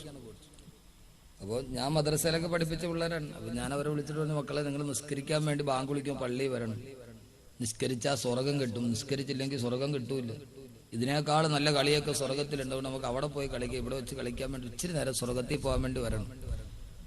ഒരുത്തനോട് ഞാൻ പൊന്നു ഉസ്താദ് എനിക്ക് നരകത്തിൽ പോയാൽ മതി. ഒരു പയ്യൻ എന്നോട് നേരിൽ ഉസ്താദ് എനിക്ക് നരകത്തിൽ പോയാൽ മതി. ഞാൻ ചോദിച്ചതെന്താ? ഉസ്താദെ സ്വർഗത്തിൽ പോയാൽ കുറെ തൊപ്പി വെച്ച കുറെ മുസ്ലിയാക്കന്മാരെയും കുറെ ഹാജിയാക്കന്മാരെയും കുറെ നിസ്കരിച്ചവരെയും കാണാം. അവരെയും കണ്ടുകൊണ്ട് കാലാകാലം കിടക്കണ്ട അവിടെ. സ്വർഗത്തിൽ പോയാൽ കാലാകാലം, നരകത്തിൽ പോയാൽ കാലം. ഈ കാലാകാലം ഇവരെയും വെച്ചുകൊണ്ട് കുറെ നിസ്കാരത്തടമ്പുള്ളവരെയും കണ്ടോണ്ടല്ലേ ഇരിക്കാൻ പോളൂ. നരകത്തിൽ പോയാൽ കാലാകാലം മീരാ ജാസ്മിനെ കാണാം, കാവ്യ മാധവനെ കാണാം, ഐശ്വര്യ റായിയെ കാണാം. ഇവരെയൊക്കെ കണ്ടോണ്ട് അവരുടെ അടുത്ത് പോയെങ്കിരിക്കാം. അപ്പൊ ഏതാ നല്ലത്? ഒരു പയ്യൻ എന്നോട് പറഞ്ഞു. കാരണം അവരുടെ അടുത്തിരിക്കാനാണല്ലോ നമുക്ക് താല്പര്യം. അവരെ കാണണം, അവരെ തൊട്ടുമുത്തണം. ഇതായിരിക്കണം മഹാനവറുകൾ. ബൈക്കിലോട്ട് നോക്കും, മഹാനവറുകൾ ഇരിക്കുന്നുണ്ടല്ലേ കാക്കിയൊക്കെ കെട്ടിട്ട്. മമ്മൂട്ടി റളിയല്ലാഹു അൻഹു എന്ന് പറയല്ലേ. ഇപ്പൊ എങ്ങോട്ട് അവിടെ വന്നപ്പോ അവിടെ ഒരാളിരിക്കുന്നു, ഇവിടെ വന്നപ്പോ ഇവിടെ ഒരാളിരിക്കുന്നു. Mammootty fans association, Mohanlal fans association, എന്തൊക്കെ അസോസിയേഷനാ. ഭീമാപ്പള്ളി ഭാഗത്ത് നോക്കിയപ്പോ Kollam Shafi fans association, fans അസോസിയേഷനുകളുടെ കാര്യം. അവരെ കാണാനും തൊട്ടുമുത്താനും ഒക്കെ. ഞാൻ തിരുവനന്തപുരത്ത് സെൻട്രൽ ജുമാ മസ്ജിദിൽ ജുമയ്ക്ക് വേണ്ടി പോവാണ്. ഒന്നാമത്തെ സമയം ഒത്തിരി ആയി, പെട്ടെന്ന് പള്ളിയിലെത്തണം. ആറ്റിങ്ങലെത്തപ്പോ റോഡ് മൊത്തം ബ്ലോക്ക്. വണ്ടി അങ്ങോട്ടും ഇല്ല ഇങ്ങോട്ടും ഇല്ല. കുറെ നാളുകൾക്ക് മുമ്പ്, ഒരു വർഷമായി. പടച്ചവനെ എങ്ങനെ പോകും? പടച്ചവനെ മണി 11 12 മണിക്കെങ്കിലും പള്ളിയിലെത്തണം. നോക്കിയപ്പോ ചെറുപ്പക്കാർ മുഴുവൻ ആറ്റിങ്ങൽ റോഡിൽ കിടന്ന് തിക്കും തിരക്കും. ഒരുത്തന്റെ തോളി ചവിട്ടുന്നു, മറ്റൊരുവനെ ചവിട്ടുന്നു. എന്തുവാ സംഭവം? കാവ്യ മാധവനെങ്ങാണ്ട് അവിടെ ഒരു ജുവല്ലറി ഉദ്ഘാടനം ചെയ്യാൻ വന്നു. അവളെ കാണാനും തൊടാനും ഉള്ള തിരക്കാണ്. കണ്ടവര് പിന്നെ ഒന്ന് പോയി തൊട്ടുമുത്തണം. തൊട്ടുമുത്താൻ വേണ്ടിയുള്ള ചാട്ടം. തൊട്ടുമുത്താൻ പറ്റാത്തവര് തൊട്ടവനെ തൊട്ട് പറക്കത്തെടുത്തു. ചിലർക്ക് നേരിട്ട് പോയി തൊടാൻ പറ്റില്ല, അപ്പൊ തൊട്ടവനെ പോയി തൊട്ടിട്ട് ഇച്ചിരി പറക്കത്തെടുത്തുണ്ടത്. എന്തൊക്കെ കോലങ്ങൾ കാണണം, ഏതൊക്കെ കാണണം. ഓ, ഇത്രയും ഭ്രാന്തുണ്ടോ? ഫാൻസ് അസോസിയേഷൻ നാളെ പറയാം ഞാൻ, സമയം ഉണ്ടെങ്കിൽ. പണ്ട് സിൽക്ക് സ്മിത കടിച്ച ഒരു ആപ്പിളങ്ങാണ്ട് 7 ലക്ഷം രൂപയ്ക്ക് ലേലം വിളിച്ച് കേട്ടിട്ടുണ്ട് പണ്ടേ. എന്തോ ഒരു ഭ്രാന്തായത് എന്റെ പ്രിയപ്പെട്ട സഹോദരങ്ങളെ, സഹോദരിമാരെ. ഞാൻ തമാശ പറയണ്ടെന്ന് പറഞ്ഞാലും പറഞ്ഞു കൊണ്ടുപോയി, ഞാൻ എന്ത് ചെയ്യാൻ? അപ്പൊ അതുകൊണ്ട് അള്ളാന്റെ സ്വർഗമാണോ വേണ്ടത്? നിങ്ങൾക്ക് ഏത് വേണോ? സ്വർഗം വേണോ? സഹോദരിമാരോട് ചോദിക്കാൻ, എന്റെ സഹോദരിമാരെ, അള്ളാഹുവിന്റെ പ്രവാചകന്റെ ഭാര്യമാർ ആയിഷ റളിയല്ലാഹു തആല അൻഹയുടെ മുമ്പിൽ അള്ളാഹുവിന്റെ പ്രവാചകൻ ഖുർആൻ ചോദിച്ചു, നിങ്ങൾക്ക് ഏത് വേണം? സ്വർഗം വേണോ ദുനിയാവ് വേണോ? അവരെന്ത് തെരഞ്ഞെടുത്തു? അവരെന്താ തെരഞ്ഞെടുത്തത്? റസൂലുള്ളാഹിയുടെ അടുക്കൽ വന്നിട്ട് കേൾക്കോളി, ഖുർആനിലെ സ്ത്രീയിലോട്ട് കടന്നു പോയിക്കോളീൻ. അള്ളാഹു നമ്മുടെ ഭാര്യമാരെ, നമ്മുടെ സ്ത്രീകളെ അള്ളാഹു അങ്ങനെ ആക്കട്ടെ, അള്ളാഹു അങ്ങനെ ആക്കട്ടെ. ആരും ആമീൻ പറയാത്ത എന്ത്? ഒന്നുകിൽ എല്ലാ ഭാര്യമാരും അങ്ങനെയാണ്, അല്ലെങ്കിൽ ഉസ്താദെ ആമീൻ ഒന്നും പറഞ്ഞിട്ട് കാര്യമില്ല, ഒരു പ്രതീക്ഷയില്ല അങ്ങനെ ആവും. രണ്ടാലൊന്ന്, ഒന്നുകിൽ അവരെല്ലാം നല്ലവരാണ്, ഇനി കൂടുതൽ നന്നാവേണ്ട. അല്ലെങ്കിൽ നിങ്ങൾ ആമീൻ പറയാത്തതിന്റെ കാര്യം, പൊന്നുസ്താദെ ഒരു പ്രതീക്ഷയില്ല, എത്ര ആമീനല്ല, ഇനി 313 യാസീൻ തലയെ പിടിച്ച് ചോദിയാലും അവള് നന്നാവില്ല. രണ്ട് സാധ്യതയുണ്ടത്. ഇതിൽ ആദ്യത്തെ സാധ്യത ആവട്ടെ എന്ന് ഞാൻ ആഗ്രഹിക്കുകയാണ്. റസൂലുള്ളാഹിയുടെ ഭാര്യമാര് പ്രവാചകന്റെ അടുക്കൽ വന്നിട്ട് പറഞ്ഞു, നബിയെ, അങ്ങ് ഞങ്ങൾക്ക് മാസാമാസം നൽകുന്ന ഒരായത്തിറങ്ങാണ്, ലോകാവസാനം വരെ വരുന്ന സ്ത്രീകൾക്കുള്ള ആയത്താണ്. ഖുർആൻ സൂറത്തുൽ അഹ്സാബ്. ഞാൻ ഈ പറയുന്ന ഖുർആനാണ്. നബിയെ, അങ്ങ് മാസാമാസം ഞങ്ങൾക്ക് നൽകുന്ന പൈസ ഞങ്ങളുടെ ചെലവിന് തികയുന്നില്ല. അതുകൊണ്ട് അങ്ങ് ഞങ്ങൾക്ക് മാസാമാസം തരുന്നതിൽ ഒരല്പം കൂടി മെച്ചപ്പെടുത്തി തരണം. സാധനത്തിനൊക്കെ വില കൂടി. എന്ത് ചെയ്തു? ഒരല്പം പൈസ മെച്ചപ്പെട്ടു. ആയിഷ ബീവി അടക്കമുള്ള ഭാര്യമാർ പ്രവാചകൻ മാസാമാസം അവർക്ക് ചെലവിന് പൈസ കൊടുക്കുന്നുണ്ട്. ഇപ്പൊ ഗൾഫിൽ നിൽക്കുന്ന ഭർത്താക്കന്മാർ 5000 രൂപ മാസം അയക്കും. ഇപ്പൊ അത് 10000 ആയി. ഇപ്പൊ 10000 നിൽക്കൂല. ഫീസ് കൂടി, അരിയുടെ വില കൂടി, മണ്ണെണ്ണ കൂടി, പഞ്ചസാര കൂടി, എന്തോരു കൂടി. മൊത്തം ചൂടാണ്. എന്തോ ഒരു ചൂട് കാരണം വീടിനകത്ത് കിടന്ന് ഉറങ്ങാൻ പറ്റൂല. എന്നാൽ വെളിയിറങ്ങി ഒരു ഗ്ലാസ് വെള്ളം കുടിക്കാന്ന് ഓർത്ത് അതിനും കൊടുക്കണം 12 രൂപ. എങ്ങനെ ജീവിക്കൂ ദുനിയാവി? ചൂട് കാരണം വീടിനകത്ത് കിടക്കാൻ പറ്റും. എന്നാൽ ചൂട് കാരണം വെളിയിറങ്ങി ഒരു ഗ്ലാസ് വെള്ളം കുടിക്കാന്ന് ഓർത്ത് 1 ലിറ്റർ പാലിന്റെ പൈസ കൊടുക്കണം, 1 ലിറ്റർ വെള്ളത്തിന്. ദുനിയാവ് മുഴുവനും വലിയ ആപൽക്കരമായ പ്രതിസന്ധിയുടെ മുമ്പിൽ എത്തിക്കുക.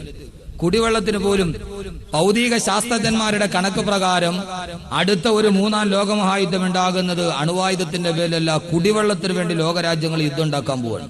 ചാലിയാറും ഭാരതപ്പുഴയും ഒക്കെ വറ്റി വരണ്ടു കഴിഞ്ഞു.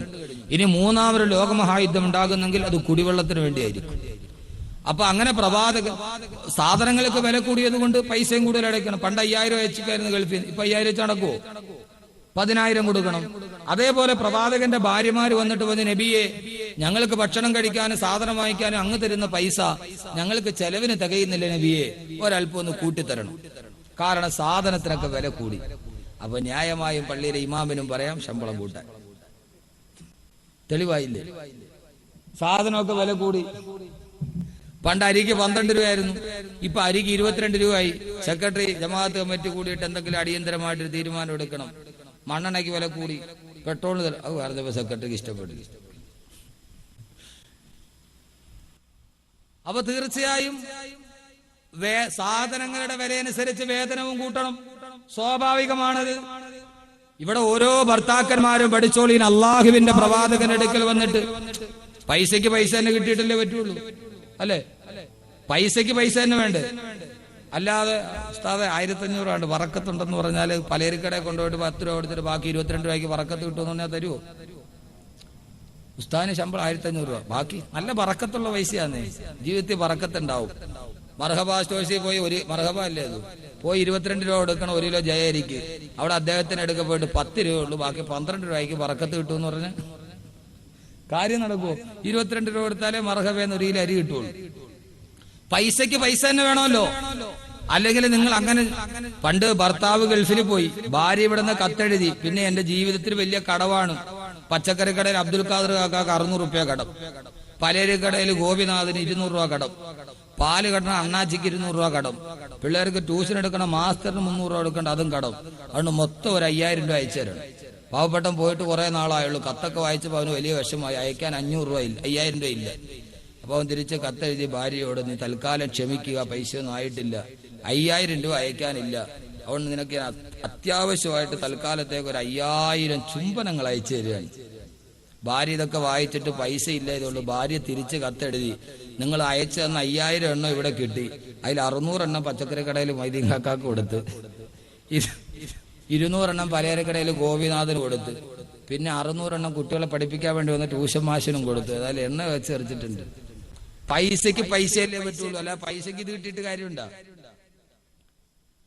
ആദരവായ പ്രവാചകന്റെ അടുക്കൽ വന്നിട്ട് ഭാര്യമാര് പറഞ്ഞു, യാ റസൂലല്ലാഹ്, അള്ളാന്റെ തിരുദൂതരെ, അങ്ങ് ഞങ്ങൾക്ക് നൽകുന്ന ചെലവിന് ഞങ്ങൾക്ക് തികയുന്നില്ല നബിയെ. അള്ളാഹുവിന്റെ പ്രവാചകനോട് യാവലാതി പറയുമ്പോ എന്റെ ശബ്ദം കേൾക്കുന്ന ഓരോ ഭർത്താക്കന്മാരും ഓർക്കേണ്ട ഒരു കാര്യം ഞാൻ ഇതിന്റെ ഇടയിൽ പറയുകയാണ്. അള്ളാഹുവിന്റെ പ്രവാചകന് വിഷമമായി, സങ്കടമായി. എന്തിനാണ് സങ്കടം വന്നതെന്നറിയുമോ? അള്ളാഹുവേ, എന്റെ ഭാര്യമാര് ദുനിയാവ് കൊതിക്കുന്നുവോ? അള്ളാഹുവേ, എന്റെ ഭാര്യമാര് ദുനിയാവിലെ കാര്യങ്ങളെ കുറിച്ച് എന്നോട് ആവലാതി പറയുന്നുവോ? അവർക്ക് ഭൗതിക ലോകത്തിന്റെ ആഡംബരങ്ങൾ തോന്നുന്നുവോ? അള്ളാന്റെ റസൂലിന് ദുഃഖമായി. അള്ളാഹുവേ, എന്റെ ഭാര്യമാര് ദുനിയാവിനെ കുറിച്ച് കൂടുതൽ ചിന്തിക്കാൻ തുടങ്ങിയോ? ബഹുമാനപ്പെട്ട റസൂലുള്ള ഭാര്യമാരോട് പിണങ്ങി.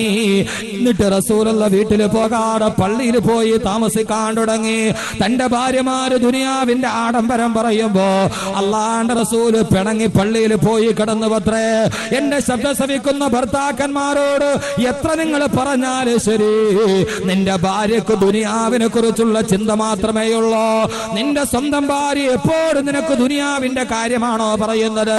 അവൾക്ക് നമസ്കാരത്തിൽ ശ്രദ്ധയില്ല, നോമ്പില് ശ്രദ്ധയില്ല, ദിക്റില് ശ്രദ്ധയില്ല, ഖുർആൻ ഓതുന്നതിൽ ശ്രദ്ധയില്ല. അവൾക്ക് എപ്പോഴും പറയാറുള്ളത് സാരി കീറിപ്പോയി ചുരിദാർ വാങ്ങിക്കുന്ന കഥയാ, അപ്പുറത്ത് 10 സെന്റ് വാങ്ങിക്കുന്ന കഥയാ, ഗൾഫിലോട്ട് നിന്നെ പറഞ്ഞു വിടാനുള്ള കഥയാണ്. ഒരു പെണ്ണങ്ങാനും ദുനിയാവിന്റെ കാര്യത്തിൽ ആഖിറമില്ലാതെ ദുനിയാവ് മാത്രം പറഞ്ഞാൽ ഭർത്താവ് അവളോട് പിണങ്ങണം, കഴിഞ്ഞാൽ പിണങ്ങിയിട്ട് അവളെ കിടപ്പറയിൽ നിന്ന് മാറി കിടക്കണമെന്ന് അള്ളാന്റെ ഖുർആനിന്റെ സംഭവം നോക്കുക. നമ്മൾ ആരെങ്കിലും അത് പറയാറുണ്ടോ? നമ്മൾ ആരെങ്കിലും അത് പറയാറുണ്ടോ?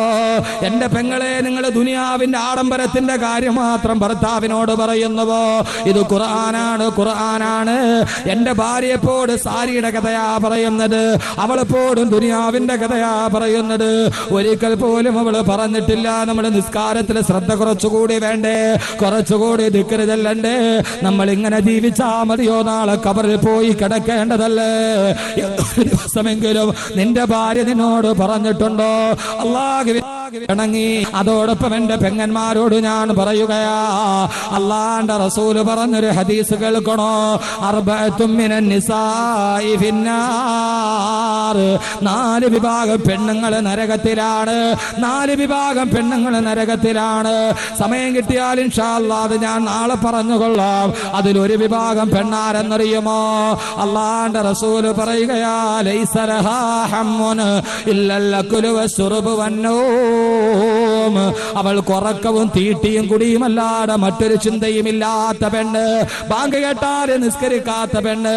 അവളുടെ ജോലി എന്താ? രാവിലെ മുതൽ അടുക്കളയുള്ള ജോലി ഒതുക്കിയിട്ട് ഉച്ചയാകുമ്പോൾ ളുഹർ നിസ്കരിക്കൂല, റിമോട്ടുമായി ടിവിയും കണ്ടു വൈകുന്നേരമായി കഴിയുമ്പോ സീരിയലിന് മുമ്പിലെത്തി എങ്ങനെയൊക്കെയോ കിടന്നുറങ്ങുന്ന പെണ്ണ്. അവളുടെ ആകെ ഒരേ ഒരു ചിന്ത എത്രയാ? തീറ്റയും കുടിയും ഉറക്കവുമല്ലാതെ മറ്റൊരു ജോലി അവൾക്കില്ല. അവള് നാളെ നരകത്തിലാണെന്ന് ആദരവായ നബി മുഹമ്മദ് റസൂലുള്ളാഹ്. തന്റെ ഭാര്യ അങ്ങനെയാണെങ്കിൽ ഭർത്താവ് പിണങ്ങി മാറി കിടക്കണം. റസൂലുള്ള പള്ളിയിൽ പോയി കിടന്നു, ഭാര്യമാരുടെ അടുക്കലോട്ട് പോകാറേയില്ല. ദിവസം 1 കടന്നു, 2 കടന്നു, 3 കഴിഞ്ഞു, ദിവസങ്ങൾ ആഴ്ചകളെ കടന്നുപോയി. റസൂലുള്ള ഭാര്യമാരോട് പിണങ്ങിയ കഥ നാട് മുഴുവനും അറിഞ്ഞു. അബൂബക്കർ റളിയല്ലാഹു അൻഹു കാണാൻ വന്നു, റസൂലുള്ള കാണാൻ അനുമതി കൊടുത്തില്ല. ഉമർ ഫാറൂഖ് കാണാമെന്നു അനുമതി കൊടുത്തില്ല. അലിയുൽ മുർത്തദ കാണാൻ വന്ന് അനുമതി കൊടുത്തില്ല. കൊടുത്തില്ല. ബിലാൽ പോലും ചോദിച്ചു, ഞാനൊന്ന് വരട്ടെ നബിയെ, ഒരു സഹാബത്തിന് മുഖം കാണിക്കാറ്. റസൂലുള്ള പള്ളിക്കുള്ളിൽ ഒരു ഗത്യവ്യാമൂഢനായി ഒരാളോട് മിണ്ടാട്ടമില്ല, പിണങ്ങിയിരിക്കുകയാ. എന്താണെന്നറിയുമോ? ഭാര്യയെ കുറിച്ചുള്ള ചിന്തയാണ്, ഭാര്യയെ കുറിച്ചുള്ള ചിന്തയാണ്. ആയിഷ ബീവി പറഞ്ഞുപോയി, അല്ലാഹുവിന്റെ റസൂലിനെ കാത്തു കാത്ത് ഞാൻ വഴിയോര കണ്ണുമായി കാത്തിരിക്കും, പക്ഷേ റസൂലുള്ള വരാറില്ല. എനിക്ക് തോന്നി റസൂലുള്ളയോട് ഈ കാര്യം പറയേണ്ടിയിരുന്നില്ല, ഉള്ളത് കൊണ്ട് വല്ലാതെ ജീവിച്ചു പോയാൽ മതിയെന്ന് എനിക്ക് തോന്നിപ്പോയി എന്ന് പറയുമ്പോ എന്റെ ശബ്ദം കേൾക്കുന്നവരൊന്ന് ചിന്തിക്കേണ്ടതുണ്ട്. ആയിഷ ബീവി ആർഭാടത്തിനു വേണ്ടി പറഞ്ഞതല്ല. ആയിഷ ബീവി കഷ്ടപ്പെട്ട് തന്നെയാണ് കൂടെ ജീവിച്ചത്. അവർക്ക് സഹിക്കാൻ പറ്റാത്ത അവസ്ഥയിൽ പറഞ്ഞു പോയടാ. ആയിഷ ബീവി എത്ര കഷ്ടപ്പെട്ട് റസൂലുള്ളാന്റെ കൂടെ ജീവിച്ചതാണെന്നറിയുമോ? അള്ളാന്റെ റസൂൽ ഒരു ദിവസം ചുട്ടുപൊള്ളുന്ന മണലാരുണ്യത്തില് അള്ളാന്റെ റസൂൽ ആയിഷ ബീവിയുടെ വീട്ടിൽ വന്നു. ആയിഷ, വിശക്കുന്ന മോളെ, കഴിക്കാൻ എന്തെങ്കിലും ഉണ്ടെങ്കിൽ എടുത്തു വെക്ക്. അള്ളാന്റെ റസൂലിന്റെ പ്രിയപ്പെട്ട സഹധർമ്മിണി വീട്ടിന്റെ ഉള്ളിലോട്ട് കടന്നു ചെന്നു. അടുക്കളപ്പുറത്ത് ചെല്ലുമ്പോൾ ഒരു കാരക്ക പോലും കഴിക്കാനില്ലാതെ റസൂലുള്ള കാത്തു നിൽക്കുകയാണ്, എന്തെങ്കിലും തിന്നാൻ കിട്ടുമെന്ന് കരുതി. കുറെ കഴിയുമ്പോൾ ഒരു പൊട്ടിക്കരച്ചിലാണ് കേൾക്കുന്നത്. നോക്കുമ്പോൾ ആയിഷ ബീവി മുഖം കുനിച്ചു നിന്ന് തിങ്ങി തിങ്ങി കരയുകയാണ്. അള്ളാന്റെ റസൂൽ ഓടിച്ചെന്ന് ആയിഷ ബീവിയുടെ താടിയിൽ പിടിച്ചുയർത്തുമ്പോ രണ്ട് കണ്ണുകളിലൂടെ കണ്ണുനീര് തടം തെല്ലിയാത്തെടുക്കുകയാണ്. അള്ളാന്റെ റസൂൽ ചോദിച്ചു, എന്താ ആയിഷ? റസൂലുള്ളയോട് പറയുന്നു, യാ റസൂലല്ലാ, അങ്ങ് വിശന്ന് വരുന്ന എന്റെ മുമ്പിൽ വന്ന് നിന്നിട്ട് എന്തെങ്കിലും കഴിക്കാൻ തോന്നുമ്പോ തരാൻ എന്റെ കയ്യിൽ ഒരു ഈത്തപ്പഴ മരത്തിന്റെ കുരുപോലുമില്ല നബിയേ. തന്റെ ഭർത്താവ് പൊരിഞ്ഞ വയറുമായി വന്ന് നിൽക്കുമ്പോ എടുത്തു കൊടുക്കാൻ ഒരു കാരക്ക പോലും കയ്യിലില്ലാതെ ആയിഷ ബീവി കരയുമ്പോ അള്ളാന്റെ റസൂല് പറഞ്ഞു, ആയിഷ കരയണ്ട മോളെ, ഇന്ന് കഴിക്കാനൊന്നുമില്ലെങ്കിൽ ഞാൻ സുന്നത്ത് നോമ്പ് പിടിച്ചുകൊള്ളാം ആയിഷ. കഴിക്കാൻ ഒരു നേരം ഭക്ഷണമില്ലാതിട്ട് സുന്നത്ത് നോമ്പ് പിടിച്ചൊരു നായകന്റെ കഥ പറയാനുണ്ടെങ്കിൽ ഇത്രയ്ക്ക് കഷ്ടപ്പെട്ടാണ് അവര് ജീവിച്ചത്. അള്ളാന്റെ റസൂലിന്റെ വഫാത്തിന് ശേഷം ബഹുമാനപ്പെട്ട ആയിഷ ബീവി റളിയല്ലാഹു അൻഹാ മസ്റൂഖ് റളിയല്ലാഹു അൻഹു വീട്ടിലെത്തി. ആയിഷ ബീവി മസ്റൂഖ് റളിയല്ലാഹു തആല അൻഹുവിന് ഭക്ഷണം കൊടുക്കുകയാണ്. മസ്റൂഖ് റളിയല്ലാഹു അൻഹു ഭക്ഷണം കഴിക്കുമ്പോ ആയിഷ ബീവി റളിയല്ലാഹു തആല അൻഹയുടെ കണ്ണിലൂടെ കണ്ണുനീര് തടം തെല്ലിയാത്തൊടുക്കുന്നു. തന്റെ ഭർത്താവിന്റെ മരണശേഷം ആയിഷ ബീവി ഭക്ഷണം കൊടുക്കുകയാണ്. മസ്റൂഖിന് കണ്ണിലൂടെ കണ്ണുനീര് പ്രവഹിക്കുകയാണ്, ഒരു തൊടല് പോലെ. മസ്റൂഖ് ചോദിച്ചു, എന്തിനാ ഉമ്മുൽ മുഅ്മിനീൻ കരയുന്നത് എന്തിനാ? ആ സമയത്ത് ആയിഷ ബീവി കരഞ്ഞുകൊണ്ട് പറഞ്ഞത് എന്താണെന്നറിയുമോ പെങ്ങളെ? മസ്റൂഖ്, അൽഹംദുലില്ലാഹ്, അല്ലാഹു നമുക്ക് എത്രയോ അനുഗ്രഹം ചെയ്തിട്ടുണ്ട്. ഇന്ന് നമുക്ക് ധാരാളമായി കഴിക്കാനുള്ള ഭക്ഷണം നമ്മുടെ മുമ്പിലുണ്ട്. 10 പേര് വന്നാലും എടുത്തു വിളമ്പി കൊടുക്കാൻ ആയിഷയുടെ വീട്ടില് ഭക്ഷണമുണ്ട്. പക്ഷേ നീ ഇവിടെ ഇരുന്ന് ഭക്ഷണം കഴിക്കുമ്പോ ഞാൻ എന്റെ റസൂലുള്ളാഹിനെ ഓർത്തുപോയി, എന്റെ ഭർത്താവിനെ കുറിച്ചുള്ള ജീവിതം ഞാൻ ഓർത്തുപോയി.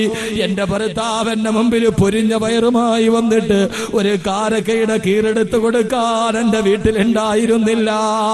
ആ കാര്യം ഞാൻ ഓർത്തുപോയി. ഇന്ന് എത്രയോ സുഭിക്ഷതയാണ് നമുക്കെന്ന് പറഞ്ഞ ആയിഷ ബീവി പൊട്ടിക്കരഞ്ഞു പോയിട്ടുണ്ട്. അത്രയേറെ കട്ടപ്പാടിലും പട്ടിണിയിലും പരിവട്ടത്തിലും കഴിഞ്ഞ ബഹുമാനപ്പെട്ട ബീവി ആയിഷ റളിയല്ലാഹു തആല അൻഹ ആഡംബരത്തിന് വേണ്ടി പറഞ്ഞതല്ല, ആർഭാടത്തിന് വേണ്ടി ചോദിച്ചതല്ല, സഹിക്കാൻ കഴിയാതെ പറഞ്ഞു പോയതാണ്. റസൂലുള്ളാഹിയുടെ വിയോഗാനന്തരം ആയിഷ ബീവി കൂട്ടുകാരികളോട് സംസാരിച്ചു കൊണ്ടിരിക്കുകയാണ്. ആ സമയത്ത് ആയിഷ ബീവി പറഞ്ഞു, ഒരിക്കൽ വല്ലാത്ത സന്ധ്യാസമയം വെളിച്ചമില്ല, ഞാൻ തുന്നിക്കൊണ്ടിരിക്കുകയാണ് സൂചി കൊണ്ട്. ആ സൂചി എന്റെ വിരലിൽ തുളച്ചു കയറി, എന്റെ വിരലിലൂടെ രക്തം പ്രവഹിക്കാൻ തുടങ്ങി. ഞാൻ ഓടിച്ചെന്ന് റസൂലുള്ളാഹിയോട് ആവലാതി പറഞ്ഞപ്പോ അള്ളാന്റെ റസൂൽ ഇവിടുത്തെ ഉമിനീരെന്റെ മുറിവിൽ തൊട്ടു തന്നപ്പോ എന്റെ മുറിവ് മുഴുവനും ഭേദമായി പോയി. ഇത് കേട്ട കൂട്ടുകാരി വെറുതെ ചോദിച്ചവത്രേ, ആയിഷ ഇരുട്ട് നേരത്ത് നോക്കിയത് കൊണ്ടല്ലേ കയ്യിൽ സൂചി കയറിയത്? നിനക്ക് ആ സമയത്തൊന്ന് വിളക്ക് കത്തിച്ചിട്ട് നോക്കിക്കൂടായിരുന്നോ? ഓ സമയത്ത് ആയിഷ ബീവി പറഞ്ഞ മറുപടി എന്തെന്നറിയുമോ സഹോദരങ്ങളെ? ആയിഷ ബീവി പറയുകയാണ്, എന്താ ചോദിച്ചത്? വിളക്ക് കത്തിച്ചിട്ട് നോക്കുവാനോ? ഞങ്ങളുടെ വീട്ടിൽ ആ സമയത്ത് വിളക്ക് കത്തിക്കാനുള്ള മണ്ണ ഉണ്ടായിരുന്നെങ്കിൽ അത് കുടിച്ചിട്ട് ഞങ്ങളുടെ ദാഹം തീർക്കുമായിരുന്നു. വിളക്ക് കത്തിക്കാൻ എണ്ണ പോയിട്ട് കുടിക്കാനുള്ള പച്ചവെള്ളം പോലും വീട്ടിലില്ലാത്ത അവസ്ഥ. രാത്രിയിൽ വിളക്ക് കത്തിക്കാൻ എണ്ണയില്ലാതെ ഇരുട്ടത്തിരുന്ന് ജീവിച്ച ഒരു ഭാര്യയും ഭർത്താവും അള്ളാഹു നമ്മളെ അങ്ങനെ ആക്കട്ടെ. സന്തോഷത്തിലും സന്താപത്തിലും ഉള്ളപ്പോഴും ഇല്ലാത്തപ്പോഴും ഇല്ലായ്മകളുടെയും വല്ലായ്മകളുടെയും നടുവിൽ കൈപിടിച്ച് ജീവിതത്തിലോട്ട് കടന്നു വരുമ്പോ ഭർത്താവിന്റെ എല്ലാ ഇല്ലായ്മകളിലും ഓരം പറ്റി ചേർന്ന് നടന്ന ബഹുമാനപ്പെട്ട ബീവി ആയിഷ റളിയല്ലാഹു തആല അൻഹ, ബീവി ആയിഷ റളിയല്ലാഹു തആല അൻഹ ഇല്ലായ്മ കൊണ്ട് ചോദിച്ചു പോയതാണ്. ആയിഷ ബീവി പറഞ്ഞു, റസൂലുള്ളാഹിയോട് ചോദിക്കണ്ട എന്ന് ഞങ്ങൾക്ക് തോന്നിപ്പോയി. റസൂലുള്ള ദുഃഖത്തോടെ പള്ളിയിലിരിക്കുമ്പോ അതാ റസൂലുള്ളാഹിയുടെ നെറ്റിത്തടത്തിൽ വിയർപ്പ് കണങ്ങൾ ഒരുമിച്ച് കൂടാൻ തുടങ്ങി. അതാ ദിവ്യബോധനത്തിന്റെ വെളിപാടുമായി റൂഹുൽ അമീൻ മലക്ക് ജിബ്രീൽ അലൈഹിസ്സലാത്തു വസ്സലാം ആഗതനാവുകയാണ്. അല്ലാഹുവിന്റെ പ്രവാചകനോട് സൂറത്തുൽ അഹ്സാബിന്റെ ആയത്തിറങ്ങി, നബിയേ, ഓ നബിയേ, പറഞ്ഞു കൊടുക്ക് നബിയേ, യാ അയ്യുഹൻ നബിയു കുല്ലി അസ്വാജിക വബനാതിക വനിസാഇൽ മുഅ്മിനീൻ, യാ അയ്യുഹൻ നബിയു കുല്ലി അസ്വാജിക ഇൻ കുന്തുന്ന തുരിദിനൽ ഹയാത ദുനിയാ വസീനതഹാ ഫതആലൈന ഉമത്തിഉകുന്ന വഉസർരിഹുകുന്ന സറാഹൻ ജമീലാ. ഓ നബിയേ, അങ്ങയുടെ ഭാര്യമാരോട് പറഞ്ഞു കൊടുക്കൂ, ഇൻകൊന്തുന്ന തുരിദൽ ഹയാത ദുനിയാ വസീനതഹാ, ഈ ദുനിയാവും അതിന്റെ ആഡംബരവുമാണോ അവർക്ക് വേണ്ടത്? ഈ ഭൂമിയിൽ എങ്ങനെയെങ്കിലും ജീവിച്ചൊടുങ്ങിയാ മതിയോ? ഫതആലൈന, പെണ്ണുങ്ങളോട് വരാൻ പറയും നബിയേ, ആയിഷയോട് വരാൻ പറയും നബിയേ, ഉമ്മു സലമയോട് വരാൻ പറയും നബിയേ, സൈനബിനോട് വരാൻ പറയും നബിയേ. അവരെ മാന്യമായിട്ട് അങ്ങ് ഒഴിവാക്കി വിട്ടേരെ നബിയേ, അവരിഷ്ടമുള്ളതുപോലെ ദുനിയാവിൽ ജീവിച്ചോട്ടെ. അള്ളാഹുവിനെ വിളിക്ക് നബി ആ പെണ്ണുങ്ങളെ. ആയിഷയോടും സൈനബിനോടൊക്കെ വരാൻ പറ, അവരെ ഒഴിവാക്കി വിട്ടേരെ, അവരെങ്ങനെയെങ്കിലും ദുനിയാവിന് വേണ്ടി ജീവിച്ചോട്ടെ. അതല്ല, ദുനിയാവല്ല, അതിന്റെ ആഡംബരമല്ല, പിന്നെന്ത് വേണം? وَإِن كُنتُنَّ تُرِدْنَ اللَّهَ وَرَسُولَهُ وَالدَّارَ الْآخِرَةَ, അല്ലാഹുവിനെയും അവന്റെ പ്രവാചകനെയും വദ്ദാറൽ ആഖിറ, നാളെ സ്വർഗത്തിലൊരു ഭവനവുമാണ് അവർക്ക് വേണ്ടതെങ്കിൽ അവരോട് പറയും നബിയേ, അല്ലാഹുവിന്റെ ത്യാഗത്തിന് പകരം കൊടുക്കുമെന്ന് പറയും നബിയേ. അള്ളാഹുവിന്റെ പ്രവാചകനായ ഇറങ്ങേണ്ട താമസം റസൂലുള്ള പള്ളിയിൽ നിന്ന് വീട്ടിലോട്ട് നടക്കുകയാണ്. ആയിഷ ബീവി റസൂലുള്ളാഹിന്റെ നിഴൽ വെളിച്ചം കാണുമ്പോ ആയിഷ ബീവി ഓടി വന്ന് റസൂലുള്ളാഹിനെ കെട്ടിപ്പിടിച്ചു പറയുന്നു, ഓ നബിയേ, അല്ലാഹുവിന്റെ റസൂലേ, പിണങ്ങിയോ നബിയേ? ഓടി വന്ന് കയ്യിൽ പിടിച്ചു ഭാര്യ പറയുമ്പോ റസൂലുള്ള ദേശത്തോട് പറഞ്ഞു, മാറി നിൽക്ക് ആയിഷ, ആയിഷ മാറി നിൽക്ക് ആയിഷ. പേടിയോടെ ആയിഷ ബീവി മാറി നിന്നു. അല്ലാഹുവിന്റെ റസൂൽ വന്നു, ഖുർആനിൽ അല്ലാഹു 2 ആയത്ത് പറഞ്ഞിട്ടുണ്ട്, ഇഷ്ടമുള്ളത് തിരഞ്ഞെടുത്തുക, ദുനിയാവും അതിന്റെ ആഡംബരവും തരാം, അതല്ലെങ്കിലോ അല്ലാഹുവിനെ സ്വർഗവും തരാം. ഏതാ വേണ്ടതെന്ന് പറയാ ആയിഷ. ആയിഷ ബീവി റസൂലുള്ളാഹിയുടെ മുഖത്തേക്ക് ഭീതിയോടെ നോക്കി. അല്ലാഹുവിന്റെ പ്രവാചകൻ, ആയിഷ, ബുദ്ധിമുട്ടാണെങ്കിൽ നീ വീട്ടിൽ പോയി നിന്റെ ഉപ്പയോടും ഉമ്മയോടും ഒക്കെ ചോദിച്ച് ആലോചിച്ചിട്ട് വന്നിട്ട് പറഞ്ഞാ മതി, സ്വർഗം വേണോ ദുനിയാവ് വേണോ? ഇത് കേൾക്കേണ്ട താമസം പെങ്ങളെ ആയിഷ ബീവി എന്ത് ചെയ്തെന്നറിയോ? പിന്നീടൊന്നും ആലോചിക്കേണ്ട സമയമില്ല. അല്ലാഹുവിന്റെ റസൂലിന്റെ കയ്യിൽ കെട്ടിപ്പിടിച്ചു പറഞ്ഞു, യാ റസൂലല്ലാഹ്, എന്താ നബിയേ പറയുന്നത്? സ്വർഗത്തിന്റെ കാര്യത്തിൽ ആലോചന വേണോ? എന്റെ ഉപ്പയോടും ചോദിക്കണ്ട, ഉമ്മയോടും ചോദിക്കണ്ട, സഹോദരങ്ങളോടും ചോദിക്കണ്ട, എനിക്ക് സ്വർഗം മതി നബിയേ, എല്ലാ കട്ടപ്പാടും ഞാൻ സഹിച്ചുകൊള്ളാം നബിയേ. ആയിഷ ബീവി റസൂലുള്ളാഹിന്റെ കയ്യിൽ കെട്ടിപ്പിടിച്ചിട്ട് പറഞ്ഞു, നബിയേ, എല്ലാ കട്ടപ്പാടും ഞാൻ സഹിച്ചോളാം, എനിക്ക് സ്വർഗം മതി. അവർക്ക് സ്വർഗം മതി, നമുക്കോ അള്ളാഹു നമ്മളെ സ്വർഗാവകാശികളിൽ പെടുത്തുമാറാകട്ടെ. അള്ളാഹു സ്വർഗാവകാശികളിൽ പെടുത്തുമാറാകട്ടെ. സഹോദരിമാരെ സ്വർഗാവകാശികളിൽ പെടുത്തണം. എന്ത് ചെയ്യണം? അള്ള പറഞ്ഞു ചെയ്യണം, എന്നാലേ അള്ള സ്വർഗത്തിൽ പോവുള്ളൂ. അള്ള ചെയ്യാൻ പറഞ്ഞ് ചെയ്യണം, അള്ള ചെയ്യരുത് എന്ന് പറഞ്ഞ് ചെയ്യാൻ പാടില്ല. സ്വർഗത്തിൽ പോകാൻ സഹോദരിമാർക്ക് സഹോദരങ്ങൾക്കും പോകാം. അപ്പൊ അള്ള ചെയ്യാൻ പറഞ്ഞത് ചെയ്യണം, അള്ള ചെയ്യരുത് എന്ന് പറഞ്ഞ് ചെയ്യാവരുത്. അള്ള എന്താ ചെയ്യരുതെന്ന് പറഞ്ഞത്? ഖുർആൻ ഒരു 6 കാര്യം പറയുന്നുണ്ട്. 6 കാര്യം പറയുമ്പോ നമ്മുടെ ഇന്നത്തെ വിഷയം തീരും. ബാക്കി ഇൻഷാല്ലാ നാളെ. ഖുർആനിലെ രാത്രി പറയാൻ സമയം കിട്ടുമെന്ന് എനിക്ക് അറിഞ്ഞുകൂടാ. നാളെ ഖുർആനിലെ സ്ത്രീ തീർന്നാ ഖുർആനിലെ രാത്രി, ഇല്ലെങ്കിൽ നാളെ ഖുർആനിലെ സ്ത്രീ.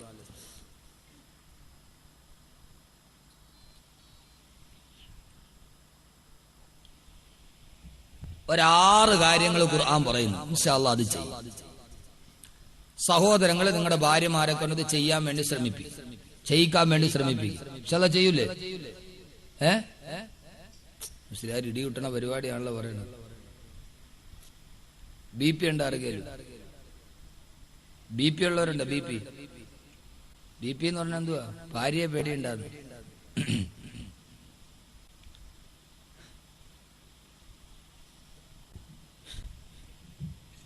എന്റെ പ്രിയപ്പെട്ട സഹോദരങ്ങളെ, ഒരു ഭർത്താവിന്, ഇപ്പൊ സ്ത്രീ എന്ന് പറയുമ്പോ ആവശ്യം അവര് മാത്രം കേട്ടാ പോരാ, ഭർത്താവും കൂടെ കിട്ടി 2 പേരും കൂടെ ഇരുന്ന് കേൾക്കേണ്ടതാണ്. ഇൻഷാ അല്ലാഹ് നാളെയാണ് നമ്മൾ അതിന്റെ കുടുംബജീവിതത്തിന്റെ ഭാഗത്തേക്ക് പോകുന്നത്. ഖുർആനിലെ സ്ത്രീ ഇന്ന് സ്ത്രീകൾക്ക് വേണ്ടി മാത്രമല്ല, നാളെ 2 പേർക്കും കൂടെ ഉള്ള കുടുംബജീവിതത്തിന്റെ ഭാഗത്തേക്ക് പോകുന്ന നാളെ.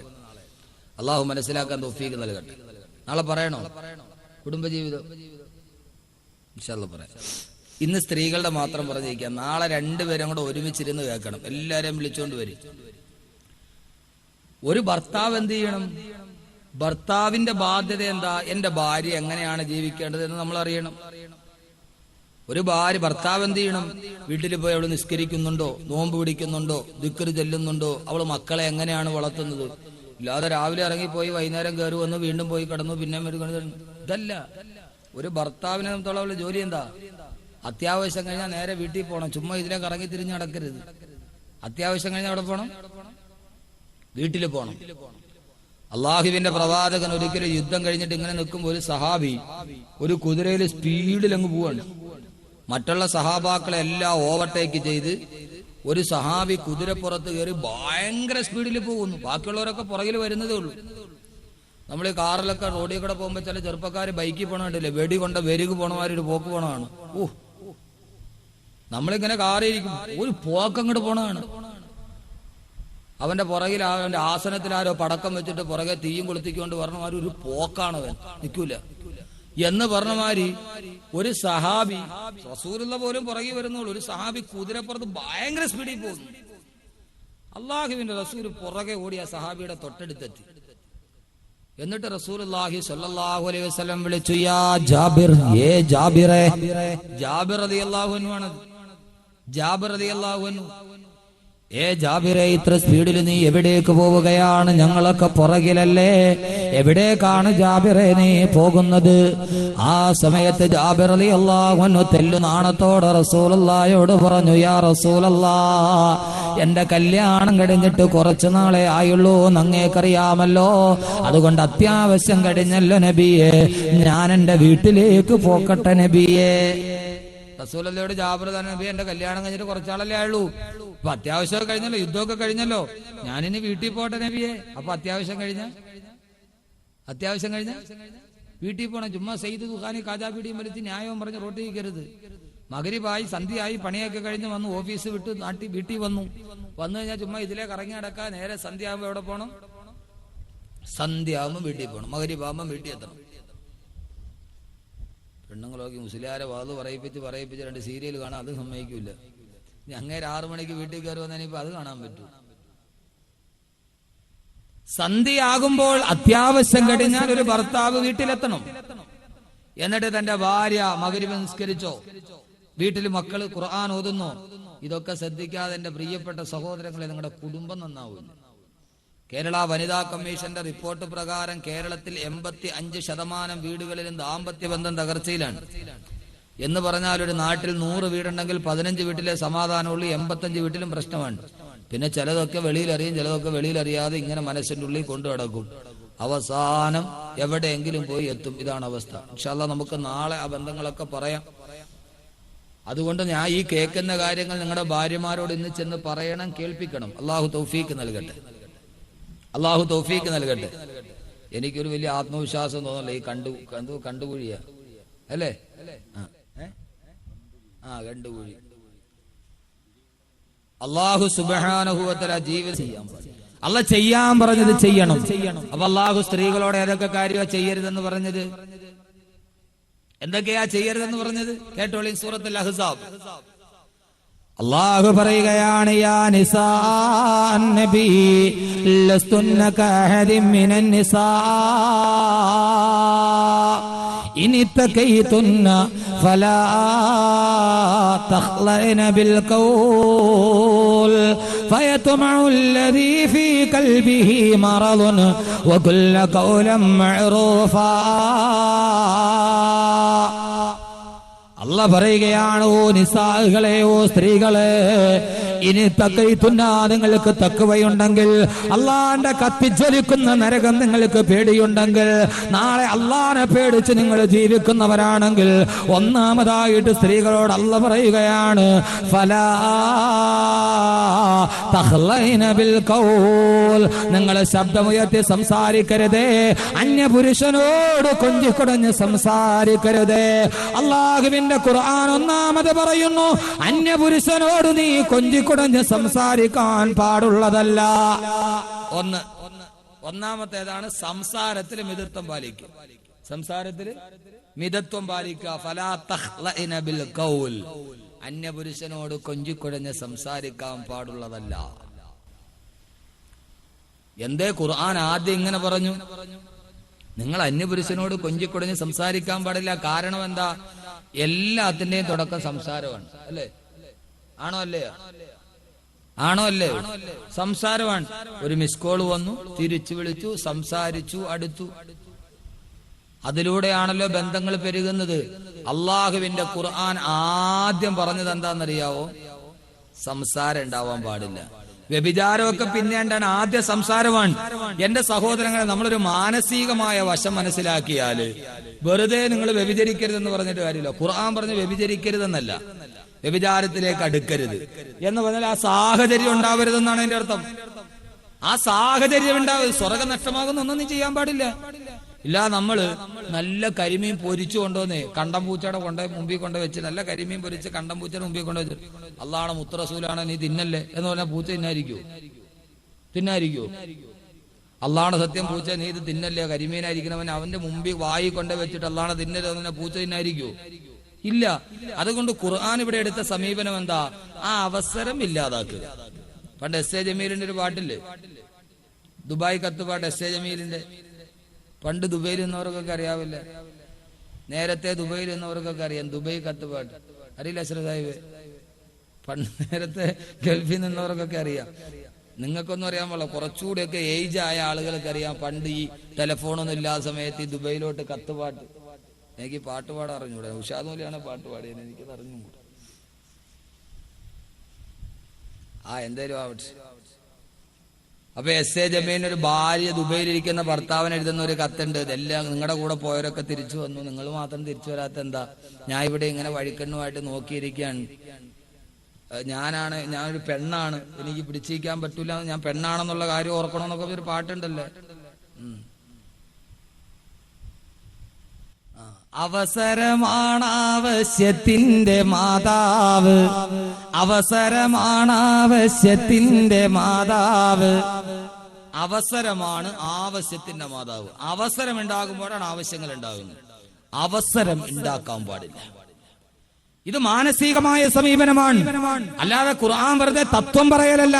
മനുഷ്യനെ പ്രായോഗികവൽക്കരണത്തിലേക്ക് കാണിച്ചു തടന്നു. അള്ളാഹുവിന്റെ വിശുദ്ധമായ ഖുർആൻ പറഞ്ഞു, ആദ്യമായി സംസാരത്തിലൂടെയാണ് അവിഹിതമായ ബന്ധങ്ങളുടെ തുടക്കമുണ്ടാകുന്നത്. അതുകൊണ്ട് നീ അന്യപുരുഷനോട് പെണ്ണെ കൊഞ്ചിക്കുടഞ്ഞ് സംസാരിക്കാൻ പാടുള്ളതല്ല. അതെന്തുകൊണ്ടായി അന്യപുരുഷനോട് കൊഞ്ചിക്കുടഞ്ഞ് സംസാരിക്കരുതെന്ന് പറയുന്നത്? പെണ്ണുങ്ങൾ മോശമായതുകൊണ്ടല്ല, ഇരിക്കണ സ്ത്രീകൾ മോശമായിട്ടല്ല. നിങ്ങളൊക്കെ വളരെ നല്ല ആളുകളാ. പള്ളി പെയിന്റ് അടിക്കാൻ 5 സ്വർണം തരണേ. അതുകൊണ്ട് നിങ്ങൾ നല്ല ആളുകളാണ്. പിന്നെ എന്തുകൊണ്ടാണ് അങ്ങനെ സംസാരിക്കരുതെന്ന് പറയുന്നത്? ഈ ഇരിക്കണ പുരുഷന്മാര് ശരിയല്ല, നിങ്ങളോട് സംസാരിക്കണ പുരുഷന്മാര് ശരിയല്ല. നിങ്ങൾ നല്ല ആളുകളാണ്. ഞാൻ പറഞ്ഞതല്ല, അല്ല പറയുന്നത് കേൾക്കുക. ഫയത്മഉല്ലദീ ഫീ ഖൽബിഹി മറദുൻ വഖുൽന ഖൗലൻ മഅറൂഫാ. ഫയത്മഉല്ലദീ ഫീ ഖൽബിഹി, ഓ പെണ്ണെ, നിന്നോട് സംസാരിക്കാൻ ആഗ്രഹിച്ചു വരുന്ന പുരുഷനുണ്ടല്ലോ, അവൻ ചിലപ്പോൾ ഹൃദയത്തിൽ രോഗമുള്ളവനായേക്കാം, അവനൊരു ഞരമ്പ് രോഗിയായേക്കാം. സ്ത്രീയുടെ സ്വരവും ഒരു സ്ത്രൈണതയുടെ സ്വരമാണ്. അവളുടെ സ്വരത്തിന് ലാസ്യഭാവങ്ങളുണ്ട്. ഒരു സ്ത്രീയുടെ സ്വരം പുരുഷന്റെ മധുരമായ വികാരങ്ങളെ ഇക്കിളിപ്പെടുത്താൻ കഴിയുന്നതാണ്. അതുകൊണ്ട് പുരുഷൻ നിന്നെ ആഗ്രഹിച്ചു വരുന്നവൻ മൃദുലമായ വികാരമുള്ളവനാണ്, അവനോട് നീ സംസാരിക്കരുതേ. അല്ല പറഞ്ഞു ഫയത്മഉല്ലദീ ഫീ ഖൽബി, സംസാരിക്കാൻ വന്ന പുരുഷൻ ഞരമ്പ് രോഗിയായേക്കാം. ഞാൻ പറയണല്ല കേട്ടോ, ഖുർആന്റെ അർത്ഥമാണ്. ഫീ ഖൽബിഹി, അവന്റെ ഹൃദയത്തിലുണ്ട് മറലുൻ. എന്തോന്നാ ഇസ്ലാമി അർത്ഥം? രോഗം ഉണ്ട് അല്ലെ? ആ രോഗമാണ് ഞരമ്പ് രോഗം. അവനോട് സംസാരിക്കരുത്. ആ സംസാരം പോലും ആരെയും വീഴ്ത്തും. എന്റെ സഹോദരങ്ങൾ, ഒന്നും വേണ്ട. നെടുമങ്ങാട് പകഞ്ഞാറമൂട് പനയമുട്ടത്ത് ഹർഷകുമാറും റജീലാ ബീവിയും തമ്മിലുള്ള ബന്ധം ഉണ്ടായത് എങ്ങനെയാണ്? റജീലാ ബീവിയുടെ ജേഷ്ഠത്തി ഒരു ദിവസം മൊബൈൽ ഫോണിൽ വിളിക്കാൻ ബാലൻസ് ഇല്ലാത്തത് കൊണ്ട് അടുത്ത് താമസിക്കുന്ന ജീപ്പ് ഡ്രൈവറായ ഹർഷകുമാറിന്റെ മൊബൈലിൽ നിന്ന് റജീലാ ബീവിയെ വിളിച്ചതിന് ശേഷം ഹർഷകുമാർ ആ ഫോണിലേക്ക് വീണ്ടും തിരിച്ചു വിളിച്ചു. അവർ രണ്ടുപേരും തമ്മിൽ അകലാൻ കഴിയാത്ത ബന്ധമായി. ആര്? 28 വയസ്സുകാരനും 40 വയസ്സുകാരിയും തമ്മിൽ. തുടക്കം എവിടെയാ? സംസാരത്തിലാണ്. ഖുർആൻ പടിതടച്ചു പാടില്ല. അപ്പൊ സ്വാഭാവികമായിട്ട് എന്റെ ശബ്ദ ശ്രവിക്കുന്നുണ്ട്. പക്ഷെ അപ്പൊ എന്ത് ചെയ്യും? ഒരു അന്യപുരുഷൻ സംസാരിക്കേണ്ട ഒരു അവസ്ഥ വന്നു. ഇപ്പൊ കടയിൽ പോയി സംസാരിക്കണ്ടേ?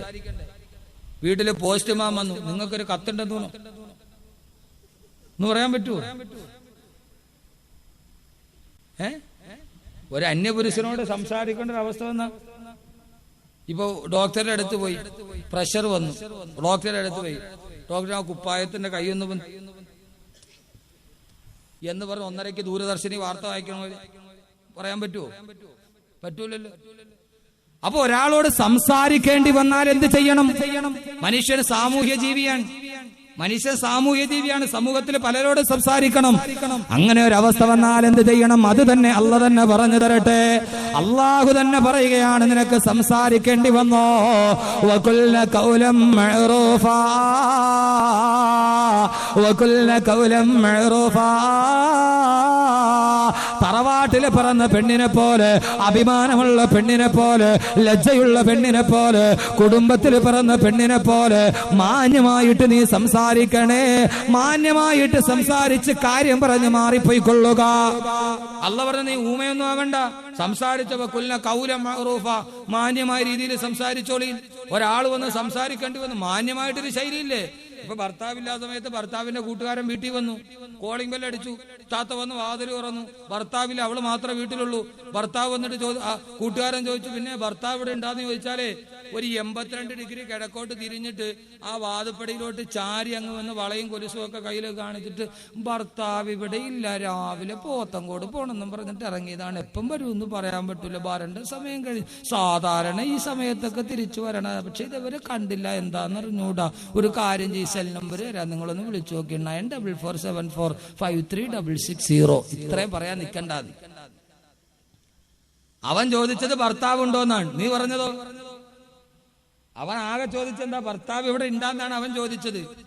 ഇല്ല എന്ന് പറഞ്ഞാൽ അതോടെ തീരൂലായിരുന്നു. പിന്നെ നീ 944 പറയാൻ പറഞ്ഞ അതിന് idea can change your life തന്നെ. അതിന് idea can change your life. ഒരു ഐഡിയയുടെ കണക്ഷൻ എടുത്താൽ നിന്റെ ജീവിതമേ ചേഞ്ച് ആകും. അത് പണ്ട് ഐഡിയക്ക് ഒരു പരസ്യം ഉണ്ടായിരുന്നു, റെയിലേ പോയാലും പട്ടി ഓടും എന്ന് പറഞ്ഞ മാതിരി അത് തന്നെ പരസ്യം. മൊബൈലിൽ ഒരു കണക്ഷൻ ഉണ്ട്, നീ പോണ വഴിയെ ചെറുക്കനോടും. എല്ലാ പരസ്യവും ശരിയാണ്. ബെഞ്ചമിൻ ഫ്രാങ്ക്ലിൻ പറഞ്ഞ പരസ്യം എന്ന് പറഞ്ഞാൽ നിയമാനുസൃതമായ നുണപ്രചരണമാണ്. എന്റെ പ്രിയപ്പെട്ട സഹോദരങ്ങളെ, സഹോദരിമാരെ, അള്ളാഹുവിന്റെ വിശുദ്ധമായ ഖുർആൻ പറഞ്ഞു, മാന്യമായി സംസാരിക്കുക. കുടുംബത്തിൽ പിറന്നവളെ പോലെ ആടിയും കുടഞ്ഞും കൊഞ്ചിയുമല്ല, അള്ളാഹുവിന്റെ ഖുർആൻ പറയുന്നു എത്രയോ കുടുംബ ബന്ധങ്ങളാണ് തകർന്നു പോയത്. മൊബൈൽ എന്ന് പറഞ്ഞാൽ പണ്ട് മദ്യത്തെ പോലെ ഖുർആൻ പറഞ്ഞതുപോലെയാ. മദ്യത്തെ കുറിച്ച് ഖുർആൻ പറഞ്ഞതാ ഫീഹിമാ ഇസ്മുൻ കബീറുൻ വമനാഫിഉ ലിന്നാസ്, ധാരാളം പ്രയോജനമുണ്ട്, അതിനേക്കാൾ കൂടുതൽ ഉപദ്രവമുണ്ടെന്ന് പറഞ്ഞതുപോലെ മൊബൈൽ ഫോൺ വന്നപ്പോ ധാരാളം ഉപകാരമുണ്ട്, അതിനേക്കാൾ വലിയ ഉപദ്രവമുണ്ട്.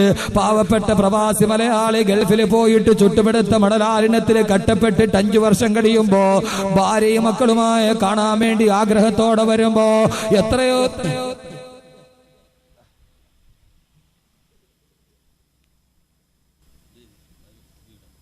2 അകത്ത് പോയി 1 വെളിയിൽ വന്നു. വെറുതെ അല്ലേ, ഏതോ പെണ്ണുങ്ങൾ പ്രാവിയിട്ടുണ്ട് ഇത് ഇയാളുടെ നാക്കൊന്ന് പിടിച്ച് അവിടെ അല്ല. ഇതിങ്ങനെ വരും, എത്രയോ പ്രസംഗിച്ചിരിക്കണം.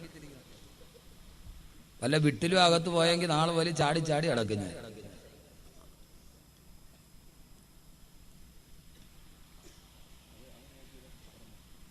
അതുകൊണ്ട് കുഴപ്പമില്ല.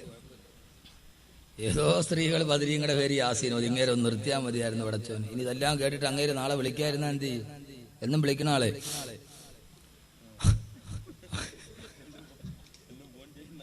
എന്നും വിളിക്കുന്ന ആൾ ഇതൊക്കെ വാളോ കേട്ടിട്ട് അവനെങ്ങാനും തൗബ ചെയ്തിട്ട് നാളെ പോലെ വിളിക്കായിരുന്നാ പോവില്ല. ആരോ ബദരീങ്ങളുടെ പേര് യാസീനോ.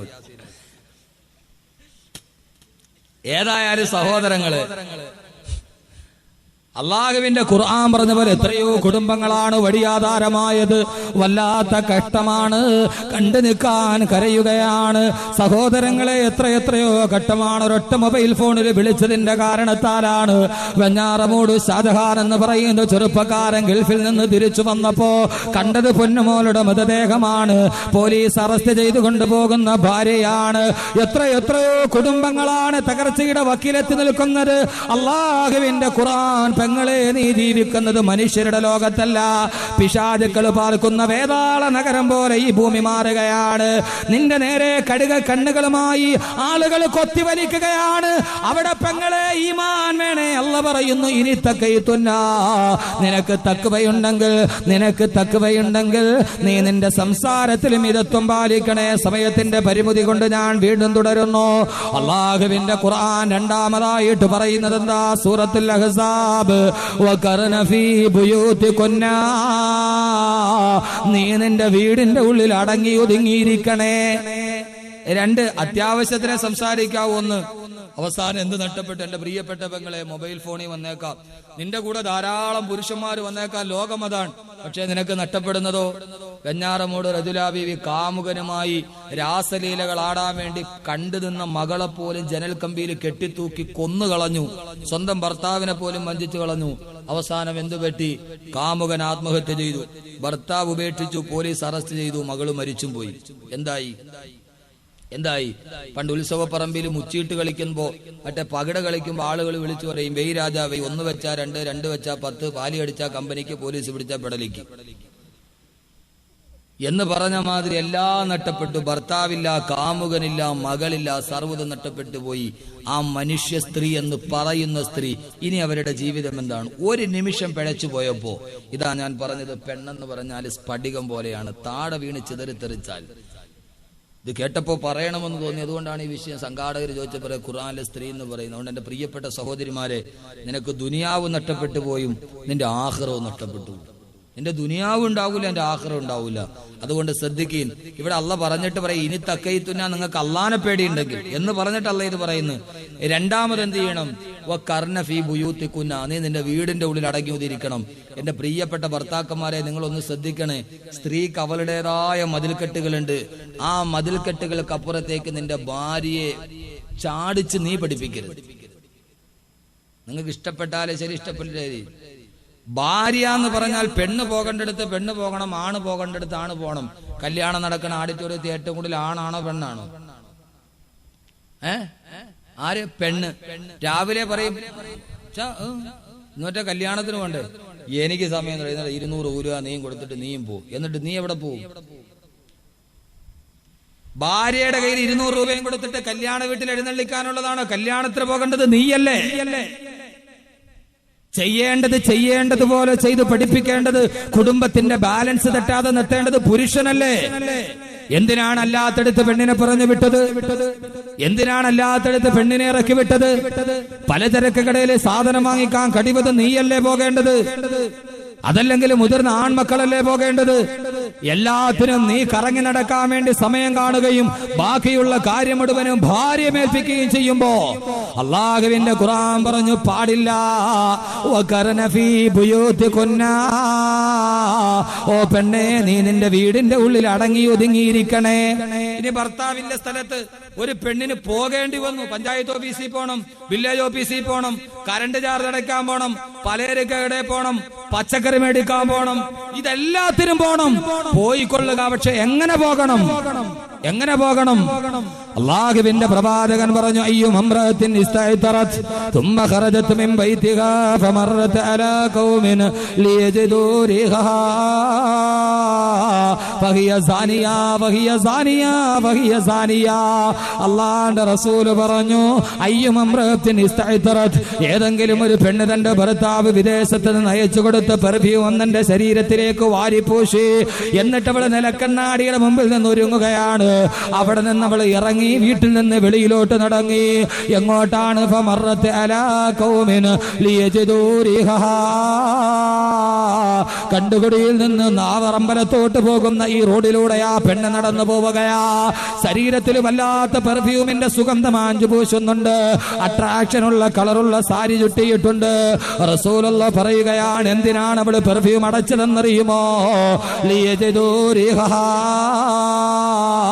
കടത്തിണ്ണയിലിരിക്കുന്ന ചെറുപ്പക്കാര് തന്നെ ഒന്ന് ശ്രദ്ധിച്ചാൽ കൊള്ളാമായിരുന്നു എന്ന ചിന്തയോടെ ഒരു പെണ്ണെങ്ങാനും പെർഫ്യൂം അടിച്ചാ സാരി വാരി ചുറ്റുമ്പോ അതിന്റെ കളറ് കാണുമ്പോ ചെറുപ്പക്കാര് കണ്ടിട്ട് തന്നെ ഒന്ന് നോക്കണമെന്ന ആഗ്രഹത്തോടെ ഒരു വസ്ത്രം എങ്ങാനും ഒരു പെണ്ണെടുത്തുടുത്താല്, പെങ്ങള് കല്യാണത്തിന് വേണ്ടി പോകുമ്പോ ആ സമയത്ത് സാരി ചുറ്റുമ്പോ ചുരിദാറിടുമ്പോ ഏതെങ്കിലും ചെറുപ്പക്കാര് കാണട്ടെ എന്ന് പറഞ്ഞ് നിന്റെ വസ്ത്രം ഒരു ഭാഗത്ത് നിന്ന് മാറ്റിവെച്ചാൽ അവര് കാണട്ടെ എന്ന് പറഞ്ഞ് നീ അത് ധരിച്ചുകൊണ്ട് അവര് കാണാൻ വേണ്ടി റോഡിലൂടെ ആകർഷകമായി നടന്നു പോയാൽ അല്ലാഹുവിന്റെ റസൂല് പറയുകയാ, വഹിയ സാനിയ വഹിയ സാനിയ വഹിയ സാനിയ. അവള് വ്യഭിചാരിയാണ്, അവള് വ്യഭിചാരിയാണ്, അവള് വ്യഭിചാരിയാണെന്ന് നബി മുഹമ്മദ് മുസ്തഫ. അവള് വ്യഭിചാരിയാണെന്നല്ല, അവള് വ്യഭിചരിക്കാൻ വേണ്ടി ചെറുപ്പക്കാരനെ ക്ഷണിച്ചവളാണ്. അവള് വ്യഭിചാരന്റെ ചെറുപ്പക്കാരന്റെ വികാരങ്ങളെ ഇളക്കി വിട്ടവളാണ്. വസ്ത്രധാരണത്തിലൂടെ മാദകമായ ഗന്ധത്തിലൂടെ അങ്ങനെ എങ്ങാനും ഇറങ്ങി നടന്ന വ്യഭിചരിക്കേണ്ട പെങ്ങള് വഹിയ സാനിയ വഹിയ സാനിയ വഹിയ സാനിയ. അവള് വ്യഭിചാരിയാണ്, അവള് വ്യഭിചാരിയാണ്, അവള് വ്യഭിചരിക്കാൻ ക്ഷണിച്ചവളാണെന്ന് നബി മുഹമ്മദുർ റസൂലുള്ളാഹ്. ഭാഷ കടുത്തു പോയാലും ക്ഷമിക്കണം, പറയാതിരിക്കാൻ തരവില്ല. റസൂലുള്ള 3 പ്രാവശ്യം എന്ന് വഹിയ സാനിയ വഹിയ സാനിയ വഹിയ സാനിയ. അവള് സാനിയ മിർസാണെന്നല്ല, വഹിയ സാനിയ. അവള് വ്യഭിചാരിയാണ്, അവള് വ്യഭിചാരിയാണ്. വ്യഭിചരിക്കണ്ട. വസ്ത്രം എടുത്തുടുക്കുമ്പോ അഡ്ജസ്റ്റ്മെന്റ് ചെയ്യൂലേ? ഇത് ചെറുപ്പക്കാര് കാണട്ടെ. റോഡിൽ കൂടെ ഇറങ്ങി പോകുമ്പോ ഈ കണ്ടുകൂടിന്ന് വാവറമ്പലത്തോട്ട് പോണ വഴിയിൽ റോഡ് സൈഡിൽ ഇരിക്കണ ഈ കടത്തിണ്ണയിരിക്കണ ചെറുപ്പക്കാരില്ലേ, LMV എന്ന് പറഞ്ഞാൽ ലൈറ്റ് മോട്ടോർ വെഹിക്കിൾ അല്ല, ലോകമഹാവാളികള്. LMV ചെറുപ്പക്കാരിരിക്കുന്ന റോഡ് സൈഡിൽ അവരൊക്കെ ഒന്ന് കാണട്ടെ എന്ന് വിചാരിച്ചിട്ട് ഇച്ചിരി സുഗന്ധം അടിച്ചുകൊണ്ട് പോയാ എന്റെ ജീവിത പെണ്ണിന് സുഖം പൂശാൻ പറ്റുന്നത് 2 നേരത്താ. എപ്പോഴൊക്കെയാ അത്? ഒരു പെണ്ണ് 2 നേരത്തിലേ സുഗന്ധം പൂശാവൂ. ഒന്ന്, ഒരു പെണ്ണ് ഏറ്റവും നന്നായിട്ട് പൗഡറിട്ട് കണ്ണെഴുതി വാരിട്ട് കണ്ണെഴുതി പിന്നെ കവളത്തൊടുക്കത്തെ കുത്തി പൗഡർ വിട്ട് നല്ല വസ്ത്രവും എടുത്തിട്ട് അവള് നിൽക്കേണ്ടത് ആരുടെ മുമ്പിലാ? സ്വന്തം ഭർത്താവിന്റെ മുമ്പിലാണ്. ഒരു പെണ്ണിന് 2 സമയത്തെ പെർഫ്യൂം പൂശാവൂ. ഒന്ന് ഭർത്താവിന്റെ മുമ്പില് നന്നായിട്ട് വസ്ത്രമെടുത്ത് അവളുടെ സൗന്ദര്യം മുഴുവനും അവൾ പ്രദർശിപ്പിക്കേണ്ടത് ഭർത്താവിന്റെ മുമ്പിലാണ്. നിൽക്കുവോ ഭർത്താവിന്റെ മുമ്പില്? ഉച്ചയ്ക്ക് കടയിരുന്ന് ഭയങ്കര ചൂട്, ഇരുന്നിട്ട് ഇരിപ്പ് വരുന്നില്ല. ഭാര്യയെ വിളിച്ചിട്ട് വന്ന് പിന്നെ ഞാൻ വീട്ടിലോട്ട് വരിക എന്ന് പറഞ്ഞ് വീട്ടിൽ പോയി കോളിംഗ് ബെല്ല് അടിച്ചാൽ വന്നിരിക്കും. ആ രാവിലത്തെ മത്തിയും ചൂരെല്ലാം കൂടെ അതിന്റെ ചെതുമ്പലെല്ലാം കൂടെ ഈ സൈഡിൽ കറുത്ത് ഇവിടെ ഇരിപ്പുണ്ടായി മാക്സിയുടെ അവിടെ. കുറച്ച് മുഖത്തും കുറച്ച് കയ്യിലും ഒരു വെണ്ടയ്ക്ക ഒരു മുരിങ്ങയ്ക്കയും വെച്ച് കയ്യിലൊരു കത്തിയൊക്കെ വെച്ച് നിങ്ങൾ വന്നാ പോയില്ലേ? ഭർത്താവ് വീട്ടിലുള്ള സമയത്ത് അവസ്ഥ എന്താ? അങ്ങനെ ചെതുമ്പലും പിടിച്ചിരിക്കും. വരാ തക്രബ ഹാദിഹി ഷജറ. ആ ഷജറത്തിലേക്ക് പോകാൻ പറ്റൂ. എല്ലാം കഴിഞ്ഞ് പാവപ്പെട്ടവൻ വരുന്നു. 5 മണിയാകുമ്പോൾ അവൻ ഇറങ്ങി വീണ്ടും അവൻ പോയിട്ട് ഏതായാലും പോയി കണ്ടുപിടി പോയി മർഹബാ സ്റ്റോജിൽ പോയി സോഡാറിങ്ങുള്ള കുടിച്ചിട്ടിരിക്കാന്ന് പറഞ്ഞ് അവൻ അങ്ങ് പോകും. അവൻ വെളിയിൽ നിന്ന് ഇറങ്ങി കഴിയുമ്പോൾ പോയി നന്നായിട്ട് കുളിച്ച് മാക്സിയൊക്കെ എടുത്തിട്ട് പൗഡറൊക്കെ ഇട്ട് നന്നായിട്ട് കുളിച്ചൊരുങ്ങി അയലോക്കത്ത് പോയിട്ടൊരു 40 നോട്ടീസിന്റെ വിത്തനയും പറഞ്ഞ് 7 മണിയാകുമ്പോൾ വീട്ടിൽ കയറിയിരുന്ന് പൈപ്പ് മഗ്‌രിബിന്റെ ബാങ്ക് വിളിക്കുമ്പോൾ പൈപ്പിൽ പോയി ഒതുവൊക്കെ എടുത്ത് നേരെ വന്ന് മുസല്ല എടുത്ത് ഫ്രണ്ടിൽ വെച്ച് 14 ഇഞ്ച് ടിവിയുടെ ഫ്രണ്ടിൽ പോയി റിമോട്ടും എടുത്ത് ബിസ്മില്ലാഹിർ റഹ്മാനിർ റഹീം നവൈതുൽ ഇഅ്തികാഫ ഇലാ മാമി ഹാദൽ ടിവി ഇലാ നിഹായത്തി ഐഡിയ സ്റ്റാർ സിംഗർ അൽഹംദുലില്ലാഹ്. ഒരൊറ്റയിരിപ്പ്. അതുവരെ എന്തോ ഒരു മൊഞ്ച. അതിന് ഭർത്താവ് വീട്ടിൽ ഇരിക്കണ സമയത്തുണ്ടാ ഒരു ഭാര്യ യഥാർത്ഥത്തിൽ, ഞാനിതൊക്കെ ഒരു കുടുംബജീവിതം പറയുമ്പോൾ അതിന്റെ ഒത്തിരി വശങ്ങളിലേക്ക് പോകണം, നമ്മുടെ ഒരു പൊതു സ്റ്റേജിൽ പറയാൻ പറ്റില്ല. എന്ന് പറഞ്ഞാൽ നിന്റെ ഭർത്താവ് വേറൊന്നിനെ കുറിച്ച് ആഗ്രഹിക്കാതെ ആ ഭർത്താവിനെ തനിക്ക് അള്ളാഹു തന്ന സൗന്ദര്യം കൊണ്ട് കാത്തു സൂക്ഷിക്കേണ്ടത് ഭാര്യയുടെ ചുമതലയാണ്. അള്ളാഹു കാര്യങ്ങൾ മനസ്സിലാക്കാൻ തൗഫീക്ക് നൽകട്ടെ. നാളെ ഇൻഷാ അല്ലാഹ് കുടുംബജീവിതമൊക്കെ പറയും. കബീർ ഉസ്താദ് അതൊക്കെ പറഞ്ഞു എന്നൊക്കെ നാളെ പറയും. അതുകൊണ്ട് ഞാൻ ഇൻഷാ അല്ലാഹ് കാര്യങ്ങളിലോട്ട് കിടക്കുകയാണ്. പിന്നെ രണ്ടാമത് പെർഫ്യൂം പൂശ എപ്പോ അള്ളാടെ മുമ്പിൽ നിൽക്കുമ്പോ, നിസ്കരിക്കാൻ നിൽക്കുമ്പോ അത്ര പൂശിട്ട് നിൽക്കുക. നിസ്കരിക്കാൻ നിൽക്കുമ്പോ അത്ര പൂശിട്ട് നിൽക്കും. എന്റെ പ്രിയപ്പെട്ട സഹോദരങ്ങളെ, അതുകൊണ്ട് ഖുർആൻ റസൂലുള്ള പറഞ്ഞു, നിന്റെ വസ്ത്രധാരണത്തിൽ പോലും നീ ശ്രദ്ധ പുലർത്തണം. അങ്ങനെ ഒരു ആഗ്രഹത്തോടെ വസ്ത്രം ധരിച്ചാലുള്ള വിചാരത്തിന്റെ കുറ്റമാണ്.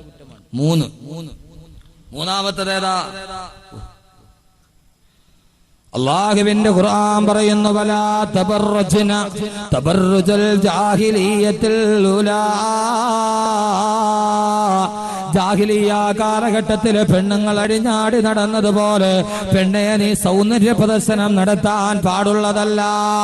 ജാഹിലിയ കാലഘട്ടത്തില് അല്ലാഹുവിന്റെ റസൂല് കടന്നു വരുമ്പോ കാലഘട്ടത്തില് പെൺകുട്ടികൾ എങ്ങനെയാണോ നടന്നത് അതേപോലെ പെണ്ണെ നീ അടിഞ്ഞാടി നടക്കാൻ പാടുള്ളതല്ല. അതുകൊണ്ട് എന്റെ സഹോദരങ്ങളോട് ഞാൻ ഓർമ്മിപ്പിക്കുകയാണ്, അല്ലാഹുവിന്റെ ഖുർആൻ പറയുന്നു, നിങ്ങൾ അങ്ങനെ ചെയ്തു പോകരുത്.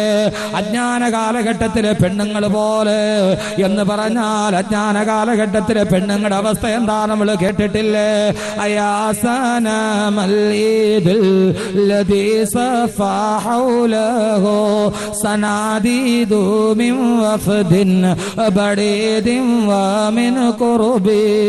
പെരുന്നാളിന് ദിനം തന്നിൽ തകർനാടും ബിംബമേ, തകർനാടും ബിംബമേ. പെരുന്നാൾ ദിവസമായി കഴിഞ്ഞാൽ വിഗ്രഹങ്ങളുടെ ചുറ്റും വന്നിട്ട് ഉടുതുണി വലിച്ചെറിയുന്ന അവസ്ഥയാണ് അജ്ഞാന കാലഘട്ടത്തിൽ ഉണ്ടായിരുന്നെങ്കിൽ അള്ളാന്റെ ഖുർആൻ പറയുന്നു, നിന്റെ വസ്ത്രവിധാരണത്തിൽ ശ്രദ്ധിക്കണേ. ഇതുമായി ബന്ധപ്പെട്ട് ഞാൻ എന്റെ ഒരൊറ്റ സഹോദരിമാരോട് പറയുകയാണ്. അറിയുമല്ലോ, പ്രവാചകൻ നബി മുഹമ്മദ് മുസ്തഫ അള്ളാന്റെ റസൂൽ മിഅ്റാജിന്റെ യാത്ര കഴിഞ്ഞ് തിരിച്ചു വരുമ്പോ റസൂലുള്ളാഹിനെ കാണാൻ അലി ഇബ്നു അബീ താലിബ് റളിയല്ലാഹു അൻഹു റസൂലുള്ളാഹിന്റെ വീട്ടിലെത്തുമ്പോഴേ ഒരു വല്ലാത്ത പൊട്ടിക്കരച്ചിൽ കേൾക്കാം.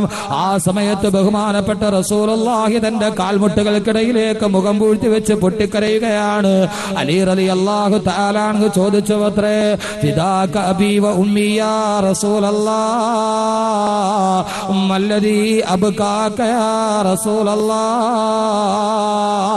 എന്റെ മാതാവിനെക്കാളും എന്റെ പിതാവിനെക്കാളും ഞാൻ സ്നേഹിച്ച നബിയെ, മല്ലദീ അബ്കാക യാ റസൂലല്ലാഹ്,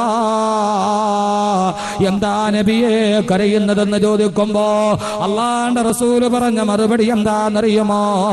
റസൂലുള്ള പറയുന്നു, അലിയെ എങ്ങനെയാണ് കരയാതിരിക്കുക? ഇന്നലെ പാതിരാത്രി ഉമ്മഹാനി റളിയല്ലാഹു അൻഹയുടെ വീട്ടിൽ കിടന്നുറങ്ങുമ്പോ ജിബ്രീൽ വന്നിട്ട് എന്നെ മിഅ്റാജിന്റെ യാത്ര കൊണ്ടുപോയി. സപ്തവാനങ്ങളും താണ്ടി കിടന്ന് അള്ളാന്റെ മുമ്പിലെത്തി. അവിടെ ചെന്ന് ഞാൻ ഇത്തലഅ്തുൽ ജന്നത വന്നാർ, സ്വർഗവും നരകവും കണ്ടുപോയി അലിയേ. ഇത്തലഅ്തു ഫിൽ ജന്നതി അക്സറു മിൻ ഉമ്മത്തി അൽ ഫുഖറാ. ഞാൻ സ്വർഗത്തിൽ ഏറ്റവും കൂടുതൽ കണ്ടത് എന്റെ സമൂഹത്തിൽപ്പെട്ട പാവങ്ങളെയാണ് അലിയേ. ജീവിതത്തിന്റെ രണ്ടറ്റം തമ്മിൽ കൂട്ടുമുട്ടിക്കാൻ പാടുപെടുന്ന, രാവിലെ മുതൽ വൈകുന്നേരം വരെ ഓട്ടോറിക്ഷ ഓടിക്കുന്ന പാവങ്ങളില്ലേ. തന്റെ ഭാര്യ ഓപ്പറേഷന് കൊണ്ടുപോയി ലേബർ റൂമിൽ കയറ്റുമ്പോ കെട്ടിവെക്കാൻ പൈസ ഇല്ലാതെ തൊട്ടടുത്ത വെട്ടിപുരുഷ തമ്പുരാക്കന്മാരുടെ അടുക്കൽ വന്ന് മുതലാളി 1000 രൂപ കടം വേണമെന്ന് ചോദിക്കുമ്പോ എന്തുണ്ടടാ പകരം ഈട് വെക്കാൻ എന്ന് ചോദിച്ചിട്ടൊന്നുമില്ലാത്തവൻ, പാവപ്പെട്ടവൻ കൈമലത്ത് നിൽക്കുമ്പോ അവന്റെ കുടിലിന്റെ ഉള്ളിൽ ചെന്നിട്ടവൻ വെള്ളം കോരാൻ വെച്ചിരിക്കുന്ന ചെമ്പുകലം പോലും പലിശയുടെ പേര് പറഞ്ഞ് ഈടുമായി കൊണ്ടുവന്ന് വെച്ചിട്ട് 1000-100 വെച്ച് വട്ടിപ്പലിശ മേടിക്കുന്ന പെട്ടിബുർഷ തമ്പുരാക്കന്മാർ അവരെ നാളെ നരകത്തിന്റെ വിത്താണെന്ന് നബി മുഹമ്മദ് അള്ളാന്റെ പ്രവാചകൻ വീണ്ടും പറഞ്ഞു, ഞാൻ സ്വർഗ നരകത്തിൽ ഏറ്റവും കൂടുതൽ കണ്ടതാരെ എന്നറിയോ? ഇത്തലഅ്തു ഫിന്നാരി അക്സറു മിൻ ഉമ്മത്തി അന്നിസാ. നരകത്തിലെ ഞാൻ ഏറ്റവും കൂടുതൽ കണ്ടത് എന്റെ സമൂഹത്തിൽപ്പെട്ട പെൺകുട്ടികളെയാണല്ലേ. സ്ത്രീകൾ മുഴുവനും നരകത്തിൽ നിറഞ്ഞു നിൽക്കുകയാ. എന്നിട്ട് അല്ലാഹുവിന്റെ റസൂല് പറഞ്ഞ എന്റെ ശബ്ദം കേൾക്കാൻ കണ്ടുകുടിയിൽ എത്തിച്ചേർന്ന എന്റെ പ്രിയപ്പെട്ട സഹോദരങ്ങളോട്, സഹോദരിമാരോട്, ഓരോ മാതാപിതാക്കളോട്, രാവിലെ 10ാം ക്ലാസ്സിൽ പഠിക്കുന്ന കുട്ടിയുടെ മുടി 2 ഭാഗത്തും വാലിട്ട് കെട്ടി തലയിൽ തുണിയിടാതെ മക്കളെ പ്രായപൂർത്തിയാകാത്ത വായ മക്കളെ പറച്ചുവിടുന്ന ഓരോ മാതാപിതാക്കളും കേട്ടുകൊള്ളുക. വസ്ത്രധാരണത്തെ കുറിച്ച് പറയുമ്പോൾ ഞാൻ ഓർമ്മിപ്പിക്കുന്നു പെങ്ങള്, അല്ലാഹുവിന്റെ റസൂല് പറഞ്ഞ കൂട്ടത്തിൽ ഞാനൊരു പെണ്ണിനെ കണ്ടു. യദ്ഖുലു ഫീ ഫമിഹാ അന്നാർ വയഖ്റുജു ഫീ ദുബരിഹാ വയലി ദിമാഉഹാ യദ്ഖുലു ഫീ ഫമിഹാ അന്നാർ. ആ പെണ്ണിന്റെ പിളർക്കപ്പെട്ട വായിലൂടെ നരകത്തിന്റെ തീനാളങ്ങൾ അകത്തേക്ക് പ്രവേശിക്കുകയാ. നരകത്തിന്റെ തീനാളങ്ങൾ ആ പെണ്ണിന്റെ വായിലൂടെ പ്രവേശിക്കുകയാ. വായിലൂടെ പ്രവേശിച്ച നരകത്തിന്റെ തീനാളങ്ങൾ അതാ വയഖ്റുജു ഫീ ദുബരിഹാ, അവളുടെ പൃഷ്ഠഭാഗത്തൂടെ വെളിയിലോട്ട് പോവുകയാ. വായിലൂടെ കയറിയിട്ട് മലദ്വാരത്തിലൂടെ വെളിയിലോട്ട് പോകുന്ന തീനാളങ്ങൾ ഓ തീയുടെ ചൂട് കാരണത്താൽ വയലി ദിമാഉഹാ, അവളുടെ തല 2ആയി പൊട്ടിപ്പിളർന്നിട്ട് ആ തലക്കുള്ളിൽ കിടക്കുന്ന തലച്ചോറ് മുഴുവനും നുരയും പതയുമായിട്ട് വെളിയിലോട്ടൊഴുകുകയാ. വൽ മലായികത്തു യസ്ബൂനൽ ഹമീമ അലാ റഅസിഹാ, മലക്കുകൾ തിളച്ചു മറിയുന്ന ചീഞ്ചലം അവളുടെ മുഖത്തോട്ട് കോരിയൊടുക്കുമ്പോ അവളുടെ മുഖത്തെ മാംസം മുഴുവനും ഉരുകി ഉരുകി താഴോട്ട് വീണിട്ട് എല്ലുകൾ മാത്രം പ്രത്യക്ഷപ്പെടുകയാ. മലക്കുകൾ കയ്യിലിരിക്കുന്ന ദണ്ടുകൊണ്ട് അവളെ ആഞ്ഞു പ്രഹരിക്കുകയാ. റസൂലുള്ള പറഞ്ഞു, എനിക്ക് കണ്ടു നിൽക്കാൻ കഴിഞ്ഞില്ല.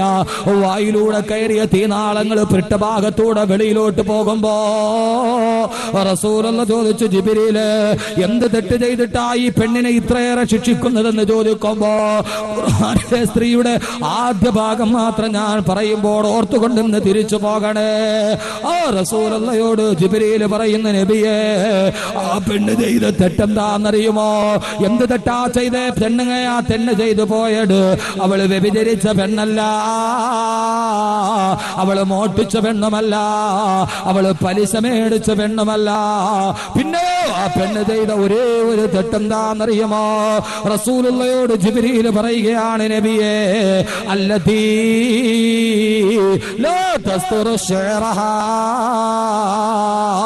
എന്റെ ശബ്ദം ശ്രവിക്കുന്ന ഓരോ പെണ്ണന്മാർ ഓർത്തുകൊള്ളണേ, നബിയേ ആ പെണ്ണ് ചെയ്ത തെറ്റെന്താന്നറിയുമോ? അല്ലതീ ലാ തസ്തുറു ശഅറഹാ. ഈ ഭൂമിയിൽ ജീവിച്ചിരിക്കുമ്പോ തലമറക്കാത്ത പെണ്ണാണ് നബിയെ, തലമറക്കാത്ത പെണ്ണാണ്, തലമറക്കാത്ത പെണ്ണാ. ഏ പെണ്ണെ, കേവലം തലമറക്കാത്ത പെണ്ണിന്റെ അവസ്ഥ ഇതാണെങ്കിൽ ബാക്കി ഞാൻ നിങ്ങളോട് പറയേണ്ട കാര്യമുണ്ടോ? അന്യപുരുഷനോട് കൊഞ്ചിക്കുടഞ്ഞ് സംസാരിക്കുന്ന, വെളിയിലൂടെ മനുഷ്യനെ മയക്കുന്ന രീതിയിൽ പുറത്തിറങ്ങി നടക്കുന്ന, സൗന്ദര്യം മുഴുവനും മേനിൽ കാട്ടി നടക്കുന്ന പെങ്ങള്, കൂടുതൽ ഞാൻ പറയണ്ടല്ലോ. നരകത്തിന്റെ തീ നിനക്ക് സഹിക്കാൻ പറ്റുമോ? എന്താ നരകത്തിന്റെ തീ എന്താന്ന് നിനക്കറിയുമോ പെങ്ങള്? 100 ഡിഗ്രി സെൽഷ്യസിലാണ് വെള്ളം തിളക്കുന്നത്. ആ വെള്ളം തിളക്കുന്നത് 100 ഡിഗ്രി സെൽഷ്യസിലാണെങ്കിൽ ഞാനെന്ന് ചോദിക്കട്ടെ, നരകത്തിന്റെ ചൂടെന്താന്നറിയുമോ? അള്ളാന്റെ ഖുർആൻ തന്നെ പറയുന്നുണ്ട്, വഖൂദുഹന്നാസു വൽ ഹിജാറ, വഖൂദുഹന്നാസു വൽ ഹിജാറ. നാളെ നരകത്തിൽ വിറകിന് പകരം അള്ളാഹു ഉപയോഗിക്കുന്നത് കല്ലുകളെയാ. വിറകിന് പകരം നമ്മൾ വിറകിന് തീ കൊടുക്കുന്നത് പോലെ കല്ലിലാണ് നരകത്തിന് തീ കൊടുക്കുക. മക്കളെ, നരകത്തിന് കല്ലിന് തീ കൊടുക്കണമെങ്കിൽ ഞാനെന്ന് ചോദിക്കട്ടെ, ഈ കിടക്കുന്ന കരിങ്കല്ല് ഇവിടെ ഏതെങ്കിലും തീയിൽ വെച്ചിട്ട് നിങ്ങൾക്ക് പൊടിച്ചു തരാമോ? ഈ കല്ലിലൊന്ന് തീ പിടിച്ചിട്ട് തരാമോ? കാരണം ദുനിയാവിലെ തീ കൊണ്ട് കല്ലിന് തീ പിടിക്കില്ല. കല്ലിന് തീ പിടിക്കണമെങ്കിൽ, പ്ലാറ്റിനത്തിന് തീ പിടിക്കണമെങ്കിൽ 900 ഡിഗ്രി സെൽഷ്യസ് വേണം. സ്വർണത്തിന് തീ പിടിക്കണമെങ്കിൽ 800 ഡിഗ്രി സെൽഷ്യസ് വേണം. പക്ഷേ കല്ലിന് തീ പിടിക്കണമെങ്കിൽ 1.5 ലക്ഷം കോടി സെൽഷ്യസിലെ കല്ലിന് തീ പിടിക്കൂ. ഇല്ല, 1.5 ലക്ഷം ഡിഗ്രി സെൽഷ്യസിലെ കല്ലിന് തീ പിടിക്കൂ എങ്കിൽ ആ കല്ലാണ് നരകത്തിലെ വിറക് കൊള്ളിയെങ്കിൽ എന്റെ പെങ്ങളെ സഹിക്കാൻ കഴിയോ? 100 ഡിഗ്രി സെൽഷ്യസിലെ പറയുന്ന ഒരു വെള്ളം നീ ഒന്ന് തൊടാൻ പറ്റാതെ ആ വെള്ളം തിളയ്ക്കുന്ന പാത്രത്തിന്റെ വക്കിലൊന്ന് പിടിക്കാ. ഒരു തുണിയെടുത്തിട്ട് 8ആയിട്ട് മടക്കിയിട്ട് സൂക്ഷ്മതയോടെ പിടിക്കുന്ന പെങ്ങളെ, ഏറ്റവും കൂടുതൽ തീ കൈകാര്യം ചെയ്യുന്നവളല്ലേ? നരകത്തിലെ തീ എന്ന് പറഞ്ഞാൽ റസൂലുള്ള പറഞ്ഞു, ഈ ദുനിയാവിലെ തീയുടെ 70 ഇരട്ടി കാഠിന്യമാണ് നരകത്തിലെ തീക്ക്. വല്ലാതെ കാഠിന്യമുള്ള ഇരുമ്പ് പോലും ഭസ്മമാക്കി താഴേക്ക് വീടുന്ന തീയാ നമ്മുടെ തീയെങ്കിൽ അതിനേക്കാൾ 70 ഇരട്ടി വലിപ്പമുള്ള ശക്തിയുള്ള തീയിലേക്ക് നിന്റെ ശരീരം അങ്ങ് വെച്ചു കൊടുക്കുമ്പോ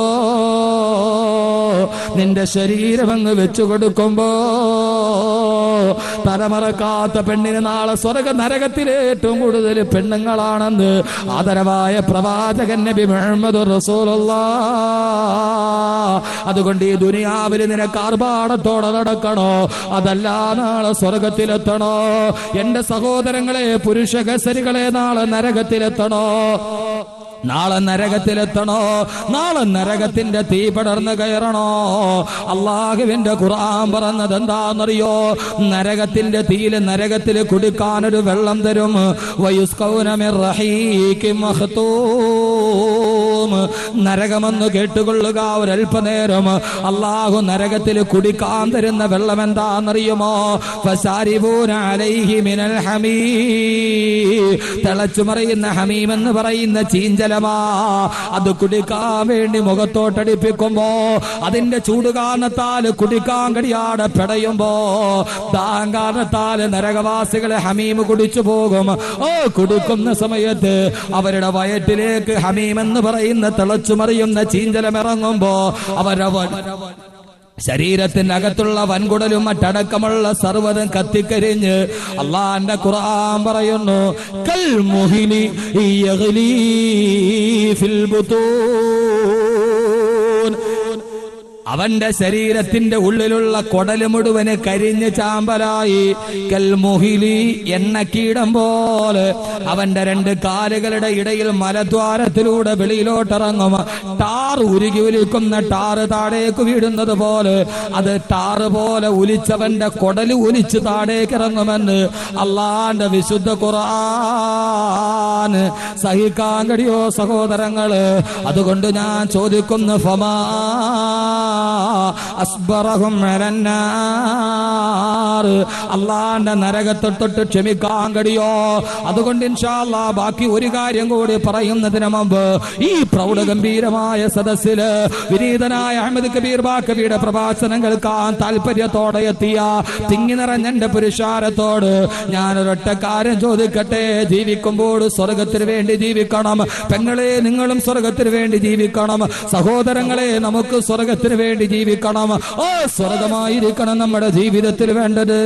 അറിയുമല്ലോ ബഹുമാനപ്പെട്ട സയ്യിദുനാ ഉസ്മാൻ ബിൻ അഫ്ഫാൻ റളിയല്ലാഹു തആല അൻഹു. ആരാ ഉസ്മാൻ ബിൻ അഫ്ഫാൻ റളിയല്ലാഹു തആല അൻഹു? അല്ലാഹുവിന്റെ പ്രവാചകന്റെ പ്രിയപ്പെട്ട ഉത്തരാധികാരിയാണ്. ലികുല്ലി നബിയ്യിൻ റഫീഖും ബിൽ ജന്ന വറഫീഖി ഫിഹാ ഉസ്മാൻ ബിൻ അഫ്ഫാൻ. എല്ലാ പ്രവാചകന്മാർക്കും സ്വർഗത്തിലൊരു കൂട്ടുകാരനുണ്ട്. എനിക്കും സ്വർഗത്തിലൊരു കൂട്ടുകാരനുണ്ട്. എന്റെ സ്വർഗത്തിന്റെ കൂട്ടുകാരൻ ആരെന്നറിയോ? അറിയുമോ? വറഫീഖി ഫീഹാ ഉസ്മാൻ ഇബ്നു അഫ്ഫാൻ. സ്വർഗത്തിലെ കൂട്ടുകാരൻ ഈ നിൽക്കുന്ന ഉസ്മാൻ ഇബ്നു അഫ്ഫാൻ ആണെന്ന് അല്ലാഹുവിന്റെ റസൂൽ കൈ ചൂണ്ടി കാണിച്ച ഉസ്മാൻ റളിയല്ലാഹു അൻഹു ഖലീഫയാകുമ്പോ ഉസ്മാൻ റളിയല്ലാഹു അൻഹുവിനെ വധിക്കാൻ വേണ്ടി കുറെ ആളുകൾ മുഴുവനും വട്ടം കൂടി. കൊട്ടാരത്തിലിരുന്ന് ഉസ്മാൻ റളിയല്ലാഹു തആല അൻഹു മുസല്ലയിൽ ഇരിക്കുമ്പോ എതിരാളികൾ കൊട്ടാരത്തിന്റെ വാതിലൂരി പിടിച്ച വാളുമായി നിൽക്കുകയാണ്. ഉപരോധം ഏർപ്പെടുത്തി. ഒരു തുള്ളി വെള്ളം പോലും കുടിക്കാൻ കിട്ടാതെ കൊട്ടാരത്തിന്റെ അകത്തേക്ക്, വീടിന്റെ അകത്തേക്ക് വെള്ളം പോലും കയറ്റി വിടുന്നില്ല. ഉസ്മാൻ റളിയല്ലാഹു തആല അൻഹും ഭാര്യയും മക്കളും ദിവസങ്ങളോളമായി പട്ടിണിയിലാണ്. ആളുകൾ ഊരിപ്പിടിച്ച വാളുമായി കാത്തിരിക്കുകയാണ്. ഉസ്മാൻ റളിയല്ലാഹു അൻഹു മുസല്ലയിൽ ഇരുന്നു കൊണ്ട് ഖുർആൻ ഓതിക്കൊണ്ടിരിക്കുമ്പോ ഉസ്മാൻ റളിയല്ലാഹു അൻഹുവിന് സുന്നത്ത് നോമ്പാണ്. രാവിലെ ദിവസങ്ങളായി പട്ടിണി കിടന്നിട്ട് സുന്നത്ത് നോമ്പ് വിട്ടിട്ടില്ല. ഉസ്മാൻ റളിയല്ലാഹു അൻഹു മുസല്ലയിൽ സുന്നത്ത് നോമ്പ് പിടിച്ചിരിക്കുകയാണ്. ഒരു തുള്ളി വെള്ളം കുടിക്കാനില്ലാതെ തൊണ്ട വരളുകയാണ്. ജീവിതത്തിൽ ശരീരം മുഴുവനും ബലം നഷ്ടപ്പെടുകയാണ്.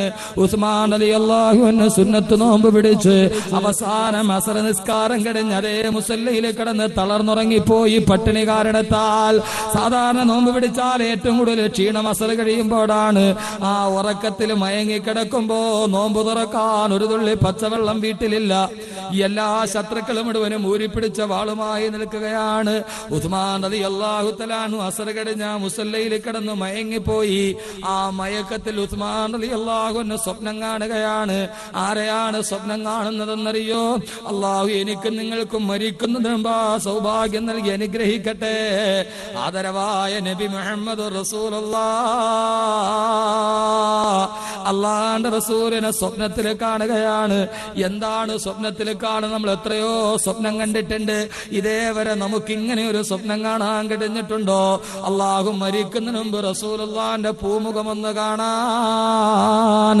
മുഹമ്മദ് കി സീറത്ത് മുഹമ്മദ് കി ബാത്തേ സുനെ ഔർ സുനായേ യെ ജി ചാഹതാ ഹൈ മദീന കോ ജായേ യെ ജി ചാഹതാ ഹൈ മുഖദ്ദർ ബനായേ യെ ജി ചാഹതാ ഹൈ. അല്ലാഹുവേ, മരിക്കുന്നതിന് മുമ്പ് ഞങ്ങളെല്ലാം കണ്ടിട്ടുണ്ട്. എത്രയോ കനവുകൾ കണ്ടിട്ടുണ്ട്. മരിക്കുന്നതിന് മുമ്പ് റസൂലുള്ളാഹിയുടെ സുറുമയിട്ടില്ലെങ്കിൽ പോലും ഇട്ടതുപോലെ തോന്നുമെന്ന് അബൂ ഹുറൈറ റളിയല്ലാഹു തആല അൻഹു പറഞ്ഞ ആ മുഖമൊന്ന് കാണാൻ അല്ലാഹു എനിക്കും നിങ്ങൾക്കും തൗഫീഖ് നൽകുമാറാകട്ടെ. ഉസ്മാൻ റളിയല്ലാഹു അൻഹു സ്വപ്നത്തിൽ കാണുന്ന റസൂലുള്ളാഹിയെ. എവിടെയാണ് റസൂലുള്ളാഹി? സ്വർഗ്ഗത്തിലിരിക്കുകയാണ്. വലതുഭാഗത്ത് അബൂബക്കർ റളിയല്ലാഹു അൻഹു ഉണ്ട്, ഇടതുഭാഗത്ത് ബഹുമാനപ്പെട്ട ഉമർ റളിയല്ലാഹു അൻഹു ഉണ്ട്. അവര് മൂന്നുപേരും കൂടി സ്വർഗ്ഗത്തിന്റെ വെള്ളം കുടിച്ച് ഭക്ഷണം കഴിച്ചു കൊണ്ടിരിക്കുകയാണ്. ആ സമയത്ത് റസൂലുള്ളാഹി ചോദിക്കുന്നു, ഉസ്മാൻ, ശത്രുക്കൾ ഉപരോധം ഏർപ്പെടുത്തിയിട്ട് കുടിക്കാൻ വെള്ളമില്ലാതെ തൊണ്ട വരളുന്ന ഉസ്മാൻ. ഉസ്മാൻ റളിയല്ലാഹു അൻഹു പറഞ്ഞു, അത് നബിയേ, തൊണ്ട വരളുകയാണ്. റസൂലുള്ളാഹി ചോദിച്ചു, ഉസ്മാൻ, ഉസ്മാൻ ഞങ്ങളുടെ കൂടെ വരുന്ന ഉസ്മാൻ അതല്ല ദുനിയാവിൽ തന്നെ ഇനിയും താമസിക്കുന്നു, അതല്ല ഞങ്ങളുടെ കൂടെ സ്വർഗത്തിലിരുന്ന് ഭക്ഷണം കഴിക്കാൻ വരുന്ന ഉസ്മാൻ. ഉസ്മാൻ റളിയല്ലാഹു അൻഹു ഉറക്കത്തിൽ മറുപടി പറയുന്നു, നബിയേ, ഞാനും വരുന്നു നബിയേ, അങ്ങയുടെ അടുത്തിരുന്ന് ഭക്ഷണം കുടിക്കാൻ ഞാൻ വരുന്നു നബിയേ. റസൂലുള്ളാഹി ചോദിച്ചു, ഉസ്മാൻ, നോമ്പ് തുറക്കാൻ ഒന്നുമില്ല? ഇല്ല നബിയേ. അതാ പള്ളിയിൽ മഗ്രിബിന്റെ ബാങ്ക് മുടങ്ങുന്നു. ഉസ്മാൻ റളിയല്ലാഹു അൻഹു മുസല്ലയിൽ തളർന്നു കിടക്കുന്നു. ആ കനവിൽ കിടന്നുകൊണ്ട് റസൂലുള്ളാഹി തന്റെ കൈ നീട്ടി. ആ കൈയിൽ നിന്ന് സ്വർഗത്തിന്റെ ജലം ഉസ്മാൻ റളിയല്ലാഹു അൻഹുവിന്റെ നാവിലേക്ക് ഇട്ടിട്ടിറങ്ങി. സഹോദരങ്ങളെ, എതിരാളികൾ ചുറ്റുഭാഗം പ്രതിസന്ധികൾ നിൽക്കുമ്പോ കിടന്ന കിടപ്പിൽ സ്വർഗത്തിന്റെ വെള്ളം കുടിച്ചിട്ട് നോമ്പ് തുറന്ന് ഈ ഭൂമിയിൽ ജീവിച്ച ബഹുമാനപ്പെട്ട സയ്യിദുനാ ഉസ്മാൻ ഇബ്നു അഫ്ഫാൻ റളിയല്ലാഹു തആല അൻഹു. അല്ലാഹു നമുക്കും ആ ഭാഗ്യം നൽകട്ടെ. ഇത്രയും വലിയ ഭാഗ്യം കിട്ടാൻ അവരൊക്കെ എന്ത് പറഞ്ഞാലും സ്വർഗത്തിന് വേണ്ടി ജീവിക്കുന്നവരാണ്. ഇൻഷാ അല്ലാഹ് അവസാനത്തെ ചരിത്രം പറയുന്നതിന് മുമ്പ് ഞാൻ ചോദിക്കുകയാണ്, ഉസ്മാൻ റളിയല്ലാഹു അൻഹു ജീവിതത്തിൽ ചെയ്യുന്ന ഏറ്റവും വലിയ പ്രതിഫലം ഏതാണെന്നറിയുമോ? എങ്ങനെയാണ് ഭൂമിയിൽ ഇരിക്കുമ്പോ സ്വർഗത്തിന്റെ വെള്ളം കിട്ടിയതെന്നറിയുമോ? അള്ളാഹുവിന്റെ റസൂൽ എപ്പോഴൊക്കെ ദീനിന് വേണ്ടി ആവശ്യം വന്ന് സദക്ക ചോദിക്കും, റസൂലുള്ള സഹാബത്തിനോട് ചോദിക്കും, ദീനിന് വേണ്ടി ആവശ്യം വന്നിരിക്കുന്നു, അള്ളാഹുവിന്റെ ദീനിന് വേണ്ടി ഒരു സദക്ക ചെയ്യാൻ ആരുണ്ട് ഈ കൂട്ടത്തിൽ എന്ന് ചോദിക്കുമ്പോ അള്ളാഹുവിന്റെ റസൂലിന്റെ അടുക്കൽ നിന്ന് ആദ്യം ചാടി എഴുന്നേൽക്കുന്നത് ഉസ്മാൻ റളിയല്ലാഹു അൻഹു ആണ്. എന്നിട്ട് പറയും, നബിയേ അനയാ റസൂലല്ലാഹ്, ഞാൻ തരാ നബിയെ, മദീനയിലെ ഒരുമാതിരി സാമ്പത്തികമുള്ള മനുഷ്യനാണ്, ഞാൻ തരാ നബിയേ, ഞാൻ തരാ നബിയേ, ഞാൻ തരാ നബിയേ. യുദ്ധത്തിന് വേണ്ടി പോകുന്ന സമയം സഹാബാക്കളുടെ തൊണ്ട വരളുകയാണ്, വെള്ളം കുടിക്കാനില്ലാതെ. മരുഭൂമിയിലൂടെ നടന്ന സഹാബത്തൊരു കിണർ കണ്ടു. സഹാബത്ത് ഓടിച്ചെന്നൊരു തുള്ളി വെള്ളം കോരാൻ പോയപ്പോ കിണറിന്റെ ഉടമസ്ഥൻ യഹൂദി വന്നിട്ട് പറഞ്ഞു, ഇല്ല തരില്ല, ഇത് നിങ്ങൾക്ക് വെള്ളം തരില്ല. മുമ്പിൽ കിണറ്റിൽ വെള്ളം കിടക്കുകയാണ്, തൊണ്ടവരണ്ട് സഹാബത്ത് നിൽക്കുമ്പോ ഉസ്മാൻ റളിയല്ലാഹു അൻഹു യഹൂദിയോട് ചോദിച്ചു, ഈ കിണറിന് എത്ര വില തരണം? റസൂലുള്ള പറഞ്ഞു, എന്റെ സഹാബത്തിന് വെള്ളം കുടിപ്പിക്കാൻ ഈ കിണർ ആര് വാങ്ങിച്ചിട്ട് സദക്ക ചെയ്യുമോ അവന് നാളെ ഞാൻ സ്വർഗത്തിലെ ഹൗദുൽ കൗസർ തരാമെന്ന് പറഞ്ഞപ്പോ ഉസ്മാൻ റളിയല്ലാഹു അൻഹു ഒന്നും ചിന്തിച്ചില്ല, ചാടി വന്നു യഹൂദിയോട് ചോദിച്ചു, ഈ കിണറിന്റെ വില എത്രയാണ്? യഹൂദി തക്കം നോക്കിയിട്ട് 10 ഇരട്ടി വിലയാണ് പറഞ്ഞത്. ആ വില സ്വർണ്ണ നാണയം അപ്പോൾ തന്നെ കയ്യിൽ കൊടുത്തിട്ട് ഉസ്മാൻ റളിയല്ലാഹു അൻഹു വന്ന് സഹാബത്തെ കുടിച്ചുകൊള്ളുക. അല്ലാഹുവിന്റെ റസൂൽ കയ്യിൽ പിടിച്ചിട്ട് പറഞ്ഞു, ഉസ്മാൻ, ഏ ഉസ്മാൻ, നീ എന്റെ സ്വർഗത്തിന്റെ കൂട്ടുകാരനാണ് ഉസ്മാൻ. എപ്പോൾ പറഞ്ഞാലും ഒന്നും ചിന്തിക്കില്ല, അള്ളാഹുവിന്റെ നബിയെ ഞാൻ തരാം നബിയെ എന്ന് പറയുന്ന ഉസ്മാൻ റളിയല്ലാഹു അൻഹു. അൽഹംദുലില്ലാഹ്, ബാക്കി കാര്യം പറയുന്നതിന് മുമ്പ് ഈ സദസ്സിലും ഒരു ഉസ്മാൻ വേണം. അല്ലാഹു സുബ്ഹാനഹു വ തആല തൗഫീഖ് നൽകുമാറാകട്ടെ.